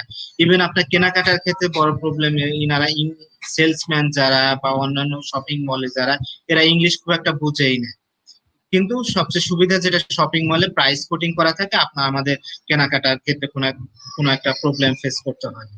আর জার্মানিতে যেহেতু আমি এক সেমিস্টার ছিলাম, জার্মানির ক্ষেত্রে বলবো যে আমাদের স্টুডেন্ট আমাদেরকে যারা শুনছেন, বিশেষ করে আমি জার্মানির ব্যাপারে যেহেতু বলবো, যারা পিএইচডি এবং মাস্টার্স করতে চান, জার্মানির ক্ষেত্রে আপনার সায়েন্স অ্যান্ড টেকনোলজির ক্ষেত্রে খুবই ভালো, বিজনেস ফ্যাকাল্টির স্কলারশিপ খুব একটা নাই, ইকোনমিক্স এর আছে। আর সায়েন্স অ্যান্ড টেকনোলজি বিশেষ করে আইটির ক্ষেত্রে আমি যদি এক্সপিরিয়েন্স এর কথা বলি, কেউ যদি জার্মানিতে 4 বছর বা 5 বছর থাকে আইটির উপর, তার কোনো ডিগ্রি থাকে, তার পিআর তো শুরুতে দেয় না, প্রথমে দেয় আপনার ব্লু কার্ড, তারপরে গ্রিন কার্ড, এরকম ক্রাইটেরিয়া আছে। 6 বছর, 5 বছর, 6 বছর, আস্তে আস্তে তারপর পাসপোর্ট দিয়ে দেয় একটা নির্দিষ্ট সময় পরে।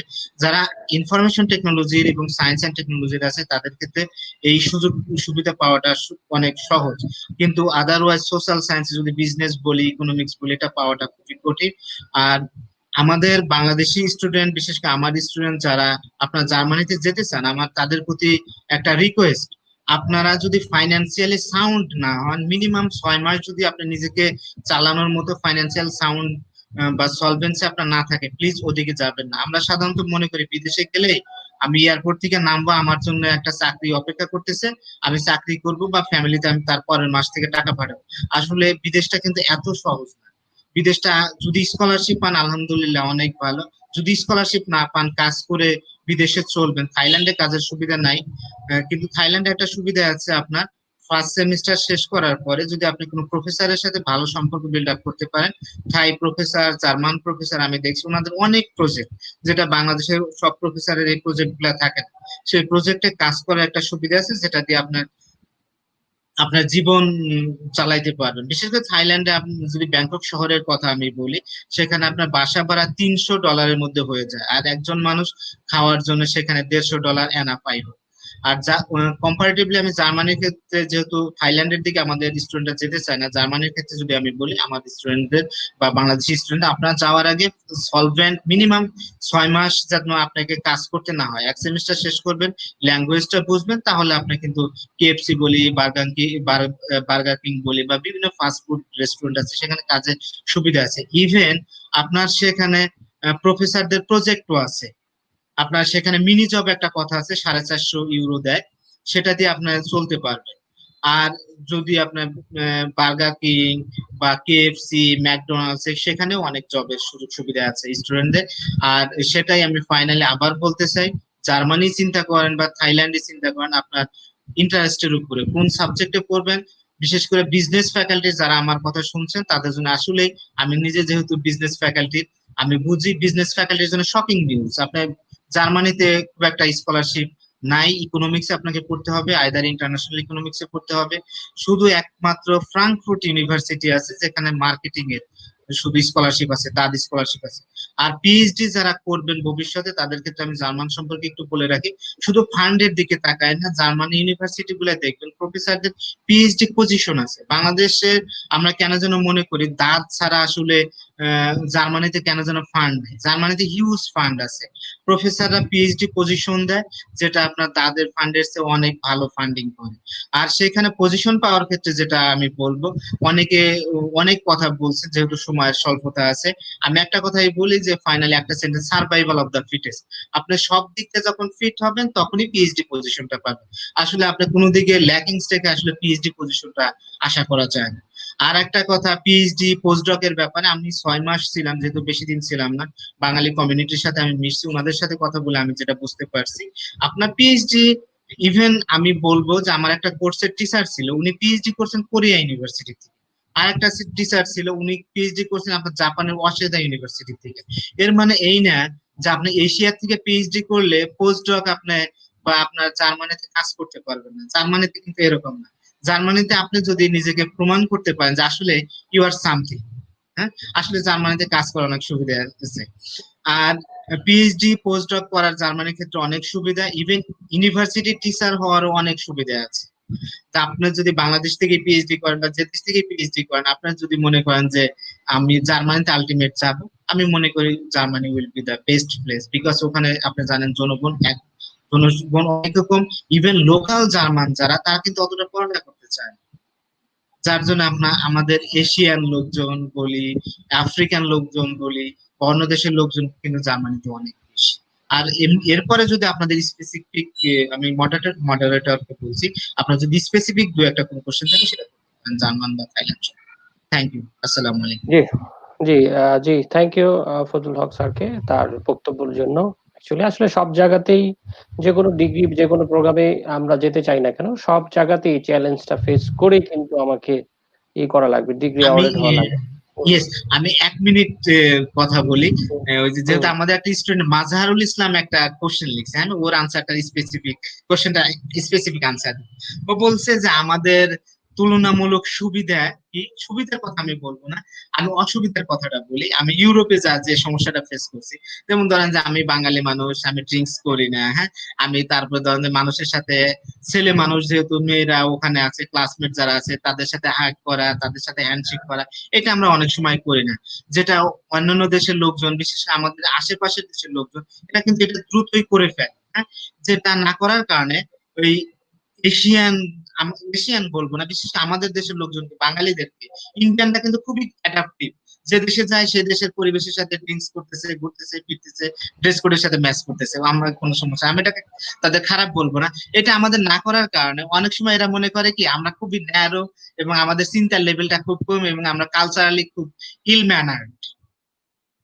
এটা আমি প্র্যাকটিক্যালি আমি জার্মানিতেও এই জিনিসটা দেখেছি। তারপরে আমি থাইল্যান্ডের বিভিন্ন প্রোগ্রামে যখন আমরা গেছি বলছি দেখেন আই ডোন্ট ড্রিঙ্ক বা এই সেই হাত করতেছে না, হাত মিলাচ্ছে না, এটা খুব খারাপ ভাবে ওনারা দেয়। যার জন্য আমি বলবো যে আমার মাজারুল ইসলামকে যেটা বলবো। আর একটা জিনিস আছে আমাদের সবচেয়ে বড় ল্যাকিং, যেটা আমরা মনে করি বিদেশটা আমাদের জন্য হ্যাভেন, বিদেশটা কিন্তু হ্যাভেন। মনে করি বিদেশ যাবো আমাদের জন্য সবকিছু প্রস্তুত রয়ে গেছে, আসলে প্রস্তুত না। You have to prepare for yourself. সেখানে কাজ নাই, আপনাকে কাজ পেতে হবে। আর ল্যাঙ্গুয়েজ, জার্মানিতে যেহেতু লোকজন এখন যাচ্ছে, জার্মানি যাওয়ার আগে আমি বলবো যে ল্যাঙ্গুয়েজ না হলে কিন্তু কাজ কেউ দিবে না আপনাকে। অতএব ল্যাঙ্গুয়েজ পার্টটা কমপ্লিট করে তারপরে যাবেন প্লিজ। আর একটা ফাইনাল আবার বললাম যে please don't go to Germany without being financially solvent to continue at least 6 months। Thank you. জি থ্যাংক ইউ। আসলে কালচারাল ব্যারিয়ার্স থাকবে, কারণ আমরা বাংলাদেশেও দেখি এক জেলার গালি আরেক জেলার হচ্ছে বুলি, অনেক ক্ষেত্রে হয়। সব বিদেশ তো একটু থাকবেই, আসলে এটা মেনে নিয়ে আসলে আমাদের যেতে হবে। তো যাই হোক, আমরা মোটামুটি শেষ পর্যায়ে আসছি, ঠিক আছে। তো একটা কোয়েশ্চেন মনে আমরা উত্তর দিতে পারি নাই, সেটা হচ্ছে একটা কোয়েশ্চেন করেছে আবু সিয়াম নামে, is co curricular activities must be for the requirement. আমি হংকং এ যে ছিল উনি বলেছে কো কারিকুলার অ্যাক্টিভিটির জন্য। যদি আমরা চায়নার দিকে যাই বা জার্মানির দিকে যাই, ওখানকার কো কারিকুলার অ্যাক্টিভিটির সাথে কিরকম ইভালুয়েট করে?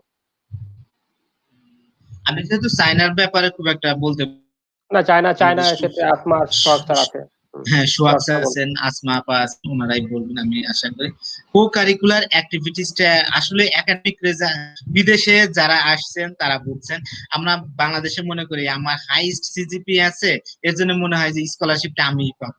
স্কলারশিপ ক্রাইটেরিয়াটা কিন্তু শুধু হাইস্ট সিজিপি এর উপর ডিপেন্ড করে না। তারা আমার সিবিটাকে যখন স্ক্যানিং করে তখন আমার একাডেমিক রেকর্ডটা একটা পার্ট, আর অবশ্যই কো কারিকুলার অ্যাক্টিভিটিসটা অনেক বেশি দেখে। যে যত বেশি কো কারিকুলার অ্যাক্টিভিটিস এর সাথে জড়িত সে কিন্তু তত বেশি অ্যাডাপটিভ। আপনার একটা হাইস্ট সিজিপি এর একটা স্টুডেন্টকে আনলো কিন্তু তার কো কারিকুলার অ্যাক্টিভিটিসটা নাই, প্রফেসররা দেখবে যে এই ছেলে ভালো, একাডেমিকে ভালো, আমার সাথে তো মিশতে পারবে না, আমার কালচারের সাথে তো মিশতে পারবে না, তাহলে এই ছেলেকে দিয়ে আমরা কি কাজ করবো? বা আপনারা জানবেন হয়তো বা সোহাগ স্যার বলবে, আসমা আপা বলবে, রয় আপা বলছেন যে আপনার যার যত কো কারিকুলার অ্যাক্টিভিটিস সে কিন্তু বিদেশে তত সোশ্যাল ওয়ার্কে তাকে যোগ করার সুযোগ সুবিধা তত বেশি থাকে। যার জন্য আমি মনে করি এটা খুবই ভাইটাল একটা point to have to secure scholarship. জি থ্যাংক ইউ। জি, সোহাগ স্যারকে আমরা একটু সংযুক্ত করতে চাই। ওখানকার আসলে কো কারিকুলার বা ভলেন্টারি বিভিন্ন অর্গানাইজেশনে কাজ করাটা চাইনিজরা কিভাবে ইভালুয়েট করে, জি একটু বলেন। জি কাইন্ড।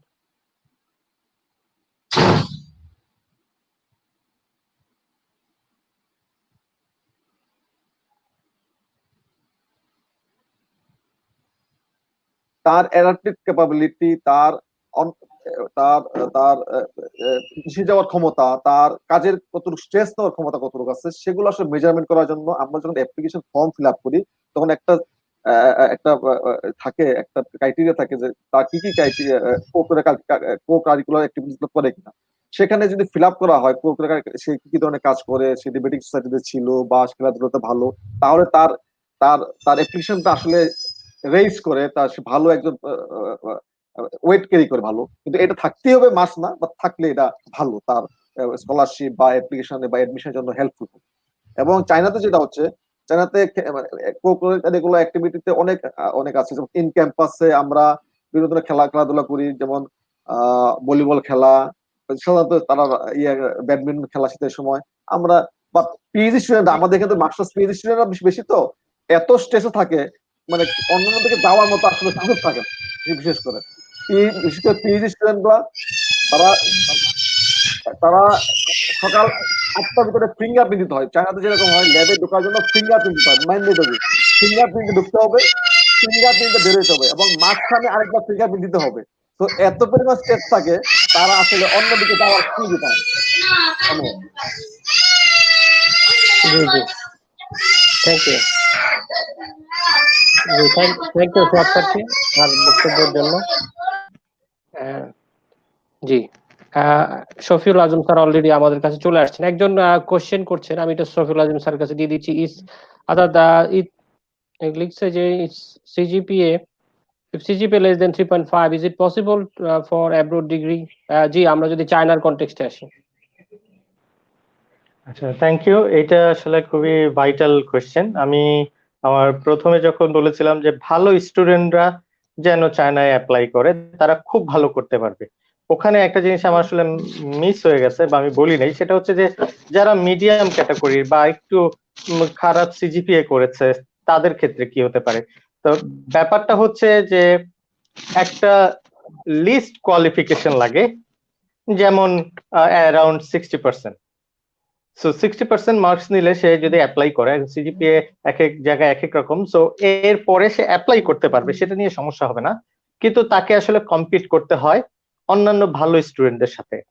তো এই ক্ষেত্রে যদি কারো সিজিপিএ কম থাকে, তাহলে তাকে আরো কিছু গুড অ্যাট্রিবিউটস অ্যাড করতে হবে। যেমন তাহলে তাকে হয়তো ইংরেজিতে একটু ভালো থাকতে হবে। যদি সে আইএলটিএসটা দিয়ে নেয় তাহলে হয়তো তার সিজিপিএটাকে সে কভার করতে পারলো, যে এরকম। অথবা তার হয়তো এক্সট্রা কারিকুলার অ্যাক্টিভিটি আছে, মানে অনেকগুলো পয়েন্টস আছে একটা অ্যাপ্লিকেশনে। হ্যাঁ, সবগুলো পয়েন্টস তাকে পয়েন্টস গুলো নিতে হয়। আর সিজিপিএ 3.5 এর লেস যদি আমি বলি, আমার নিজের personal, I am less than 3.5, so no problem. 3.5 এর নিচে থাকলে কোনো সমস্যা নেই। কিন্তু মাস্টার্সে আসার জন্য 3.5 এর নিচে থাকলে আমার মনে হচ্ছে না খুব একটা, আমি যা দেখেছি, প্রবলেম আছে।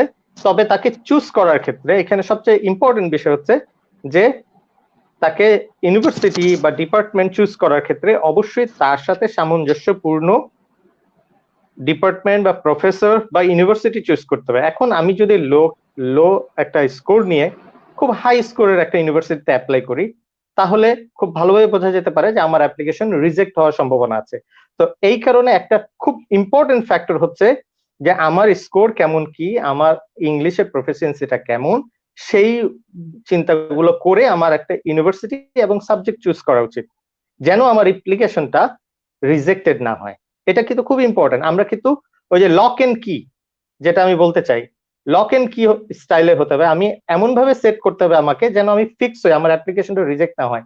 ওভার অ্যাম্বিশিয়াস, হাই অ্যাম্বিশিয়াস ভালো, কিন্তু ওভার কনফিডেন্ট অ্যাম্বিশিয়াস হয়ে আমি যদি এমন কোথাও অ্যাপ্লাই করলাম যেখানের জন্য আসলে আমি ফিট না, তাহলে অ্যাপ্লিকেশনটা রিজেক্ট হওয়ার চান্স আছে। সো যারা মিডিওকার বা একটু লেস সিজিপি আছে, তাদের চিন্তার কোনো কারণ নেই, তারা অবশ্যই অ্যাপ্লাই করবে। এবং তবে ইউনিভার্সিটি গুলো চুজ করার ক্ষেত্রে সেরকম করতে হবে যে ওই ইউনিভার্সিটি গুলোতে কেমন চলছে, সেটা ইউনিভার্সিটি গুলোতে অন্যান্য বাংলাদেশি কমিউনিটি বা ইউনিভার্সিটি ইন্টারন্যাশনাল অফিস গুলোতে ইমেল করে জেনে নিতে হবে যে তার যে সিজিপি আছে সেটা অ্যাকসেপ্টেবল কিনা ওই ইউনিভার্সিটির জন্য। কারণ এই রেঞ্জটাও বিভিন্ন ইউনিভার্সিটি টু ইউনিভার্সিটি ভ্যারি করে। আর তার সাথে সাথে অবশ্যই রিসার্চ এক্সপিরিয়েন্সটা থেকে গেলে তার সিজিপিএটা কভার করার জন্য অন্য যে জিনিসগুলো লাগে, যেমন সে যদি এর মাঝখানে একটা পাবলিকেশন করে ফেলে ভালো জায়গায়, ভালো একটা রিসার্চ করে, যেমন বাংলাদেশে অনেক প্রফেসররা আছেন, তাদের টিমে কাজ করার সুযোগ আছে। আমি বলবো যে আন্ডারগ্রেডে অনেক ক্ষেত্রেই করা যায় না, তারপরেও যদি কেউ চেষ্টা করে আন্ডারগ্রেডের রিসার্চে প্রোগ্রামের সাথে যুক্ত থাকার, তাহলে সেগুলোই তার জন্য প্লাস পয়েন্ট হয়ে যাবে যদি তার সিজিপিএ কম থাকে। সো আমি যদি বাইরে পড়ার ক্ষেত্রে ভাবি, তাহলে শেষে ফাইনাল ইয়ারের দিকে আমি বুঝতে পারবো যে আমার সিজিপিএ কেমন জায়গায় আছে। তো আমাকে বাইরের জন্য প্রিপারেশন নিতে হলে আমার তাহলে রিসার্চের জন্য হয়তো একটা পাবলিকেশন অ্যাড করে নিলাম ইউনিভার্সিটি প্রফেসরদের সাথে থেকে, হয়তো আমি ইংলিশে একটা আইএলটিএস দিয়ে নিলাম। হয় অনেকে আবার দেখা যাচ্ছে সিজিপিএ আন্ডারগ্রেড বা মাস্টার্স এর সিজিপিএটা আসলে যখন প্রফেশনাল হাই লেভেলে চলে যায় তখন ওই সিজিপিএটা ম্যাটার করে না। সো সে যখন এসে পড়বে, তার নলেজটাই ম্যাটার করে, তার যে ক্রিয়েটিভিটিটা সেটাই এখানে ম্যাটার করবে। সো মাস্টার্সে আসুক, পিএইচডিতে আসুক, সে যদি এখানে এসে ভালো পারফর্ম করে, তার সেই পুরনো সিজিপিএটা কোনো ফ্যাক্টরি, কোনো ম্যাটার হবে না তার জন্য। তো আমি ওটাই বলতে চাচ্ছি যে তাকে চুজ করার ক্ষেত্রে সাবধানী হতে হবে, আর সিজিপিএ কম থাকলে তাকে অ্যাডিশনাল কয়েকটা অ্যাট্রিবিউট যোগ করে নিতে হবে। বুঝতে পারছি। জি, থ্যাংক ইউ। জি, Thank you. মোটামুটি ভ্যালু এডেড সার্ভিস, এটা কম থাকলে আরেকটা অ্যাড করে নিতে হবে, ব্যালেন্সিং হয়ে গেল। জি, চমৎকার বলেছেন আপনি। যদি আমরা যদি একটু ইয়ের দিকে আসি, আমরা হংকং এর দিকে যদি আসি, চায়না থেকে, যে হংকং এর যদি কারো সিজিপি 3.5 এ থাকে, তাহলে কি সে তার যোগ্যতা থাকে কিনা ওই দেশে যাওয়ার জন্য, ওদের বা ওই দেশের ইউনিভার্সিটি তাকে কিভাবে রিকমেন্ড করবে? ধন্যবাদ। আসলে যে বিষয়টা আমি প্রথমেই বলেছি যে হংকং এ একটা সিলেকশন ক্রাইটেরিয়ার সবচেয়ে ইম্পর্টেন্ট বিষয়টা হচ্ছে, ফ্যাক্টরটা হচ্ছে একাডেমিক এক্সিলেন্স। তার মানে তারা অবশ্যই যাদের সিজিপিএ হাই তাদেরকে প্রেফার করবে বেশি। তবে অ্যাপ্লাই করা যাবে না বিষয়টা সেরকম না, অ্যাপ্লাই করা যাবে, কিন্তু স্কলারশিপের ক্ষেত্রে বা ফান্ডিং পাওয়ার ক্ষেত্রে সেটা হয়তো একটা প্রবলেম হয়ে যেতে পারে, যেহেতু তাদের ফান্ডিংটা অনেক ভালো, অ্যামাউন্টটা বেশি, কিন্তু তারা খুব কম সংখ্যক স্টুডেন্টকেই স্কলারশিপটা প্রোভাইড করে। তো সেই ক্ষেত্রে কম্পিটিশনের একটা বিষয় চলে আসে। সিজিপিএ কম হলে সে অ্যাপ্লাই করতে পারবে না বিষয়টা কিন্তু তা না, সেটা রিকোয়ারমেন্ট না, তবে সেটা একটা প্লাস পয়েন্ট হিসেবে কাজ করবে যদি সিজিপিএ ভালো থাকে। আর সিজিপিএ যদি কম থাকে, যেমন 3.5 এর নিচে, নর্মালি ওরা মাস্টার্সের সিজিপিএ চায় অনলি 3, যেটা বি গ্রেড, কিন্তু এই ওদের 3 আর আমাদের দেশের 3 এর মধ্যেও কিন্তু ডিফারেন্স আছে। আমাদের দেশের 3 বলতে যেটা বোঝায়, ওদের 0.3 কিন্তু সেটা না, ওদের 0.3 হচ্ছে 60% মার্কস। তো সেই ক্ষেত্রে 60% মার্কস এর নিচে হলে অ্যাপ্লাই করা যাবে না তা না, কিন্তু অ্যাপ্লাই করলেও স্কলারশিপের ক্ষেত্রে সে পিছিয়ে থাকবে। ধন্যবাদ। জি জি, থ্যাংক ইউ। আসলে সব জায়গার মোটামুটি ইন্টারন্যাশনাল সিনারি একই রকম, যে আমার যদি একটা জায়গায় কম থাকে আরেকটা জায়গায় আমাকে অথবা আইএলটিএস বা জিআরই, জিমেট বা আমার পাবলিকেশন, এইগুলোর উপরে আসলে একটু বেশি যদি ভালো ফোকাস থাকলে হয়তো বা কিছুটা ব্যালেন্সিং হয়ে যাবে আশা করি। জি ধন্যবাদ। আসলে আমরা অনেকক্ষণ আলোচনা করছি এবং আমাদের মনে হচ্ছে যে আমরা একটা খুব প্রাণবন্ত ফ্রুটফুল আলোচনা করতে পেরেছি। আসলে আমি সবাইকে ধন্যবাদ জানাচ্ছি। প্রায় 1.5 ঘন্টার মতো হয়ে গিয়েছে। সো আমি আসলে যদি এখান থেকে যারা চায়না থেকে সংযুক্ত ছিলেন, mister F Mohammad Shafiul Azam sir, ওনাকে আমি ধন্যবাদ জানাচ্ছি। সোহাগ স্যার, উনি আমাদের এখানের সাথে সংযুক্ত রয়েছেন, এবং মিস আসমা আক্তার চায়না থেকে সংযুক্ত হয়েছিলেন, এবং মল্লিকা রয়, এবং কিছুক্ষণ আগে তার বাচ্চা কান্নাকাটি করার জন্য আমাদের ফজল হক স্যার, উনি আগে একটু ব্রেক নিয়েছে। জি সবাইকে আসলে ধন্যবাদ, এবং আশা করি আমাদের যারা ছাত্রছাত্রী আসে যেই দেশেই যাক না কেন, অবশ্যই তাদের আজকের এই সেশনটা কিছুটা হলেও তাদের উপকারে লাগবে বলে আশা করছি। এবং সবাই মায়ের রমজানের মধ্যেও আমরা আসলে অনেক কথা বলেছি, এবং এবং এই জন্য আমি আরেকবার সবাইকে কৃতজ্ঞতা জানাচ্ছি, এবং শফিউল আজম স্যার অনেক ব্যস্ততার মধ্যে আমাদেরকে সময় দিয়েছেন, এই জন্য আপনাকে বিশেষ কৃতজ্ঞতা। আর ম্যাডাম যে উনি হংকং বিষয়ে মোটামুটি সবকিছু বলে ফেলেছেন, আমাদের আর কোনো স্পিকার লাগে নাই, যেটা আমাদের অনেক সুবিধা হয়েছে। সো ধন্যবাদ আপনাদেরকে, ইনশাআল্লাহ আবার দেখা হবে। সবাই ভালো থাকবেন, সুস্থ থাকবেন, এবং সামনে একটি ঈদ আসতেছে, সবাইকে ঈদ মোবারক, অগ্রিম শুভেচ্ছা। এবং বর্তমানে যে করোনা পরিস্থিতি সারা ওয়ার্ল্ডে এখন ঘটছে, এবং আমরা আল্লাহ তাআলার কাছে প্রার্থনা করি যে স্বয়ং আল্লাহ তাআলা সারা বিশ্ব থেকেই এই করোনা থেকে মুক্তি দিয়ে আমাদের যারা উচ্চশিক্ষা, ব্যবসা বাণিজ্য, পড়াশোনা বিভিন্ন ক্ষেত্রে আছে, তাদের এই বিষয়টা যাতে এগিয়ে নিতে পারি আমরা। সবাই ভালো থাকবেন, সুস্থ থাকবেন। আসসালামু আলাইকুম। জি ধন্যবাদ। জি স্যার, ধন্যবাদ আপনাকে আপনাদের সবাইকে। ঈদের শুভেচ্ছা। সবাই ঘরে থাকবেন, সুস্থ থাকবেন, অন্যকে ঘরে অনুপ্রাণিত করবেন। ঈদ আসছে, তো ঘরে ঈদ করুন। সবাইকে আবারও শুভেচ্ছা দিয়ে বিদায় নিচ্ছি। জি সোহাগ স্যার যদি কিছু বলে বিদায় নেন। এই প্যান্ডেমিক সিচুয়েশন তাড়াতাড়ি শেষ হয়ে যায়, আল্লাহ আমাদেরকে মাফ করে দেন, সবাই ঘরে থাকে, সুস্থ থাকে। সবাইকে ধন্যবাদ। জি আসমা আক্তার, থ্যাংক জি ইউ স্যার, সেশন খুব ভালো লাগছে। সবাইকে অনেকদিন পরে দেখছি, যদিও দুজন নতুন, মনে হলো যে শেরে বাংলা আলোচনা করতেছি, দুজন গেস্ট আছে। ভালো লাগলো। সবাইকে অ্যাডভান্স ঈদ মোবারক। বাংলাদেশ দ্রুত ভালো অবস্থায় ফিরে আসুক, করোনা সারা পৃথিবী ভালো অবস্থায় ফিরে আসুক। থ্যাংক ইউ সবাইকে। পরিচিত হয়ে ভালো লাগলো নতুনদের সাথে। জি জি ম্যাডাম, হংকং, জি জি মল্লিকা রয় ম্যাডাম, জি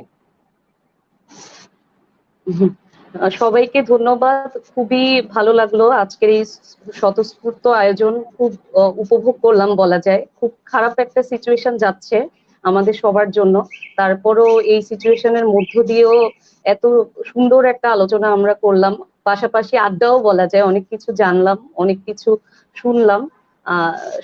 পৃথিবী তাড়াতাড়ি সুস্থ হয়ে যাক এই কামনায় বিদায় নিচ্ছি। জি জি সবাইকে ধন্যবাদ আবারও। সবাইকে ধন্যবাদ। জি আসসালামু আলাইকুম। ধন্যবাদ। হ্যাঁ, সবাইকে আসসালামু আলাইকুম। আসসালামু আলাইকুম।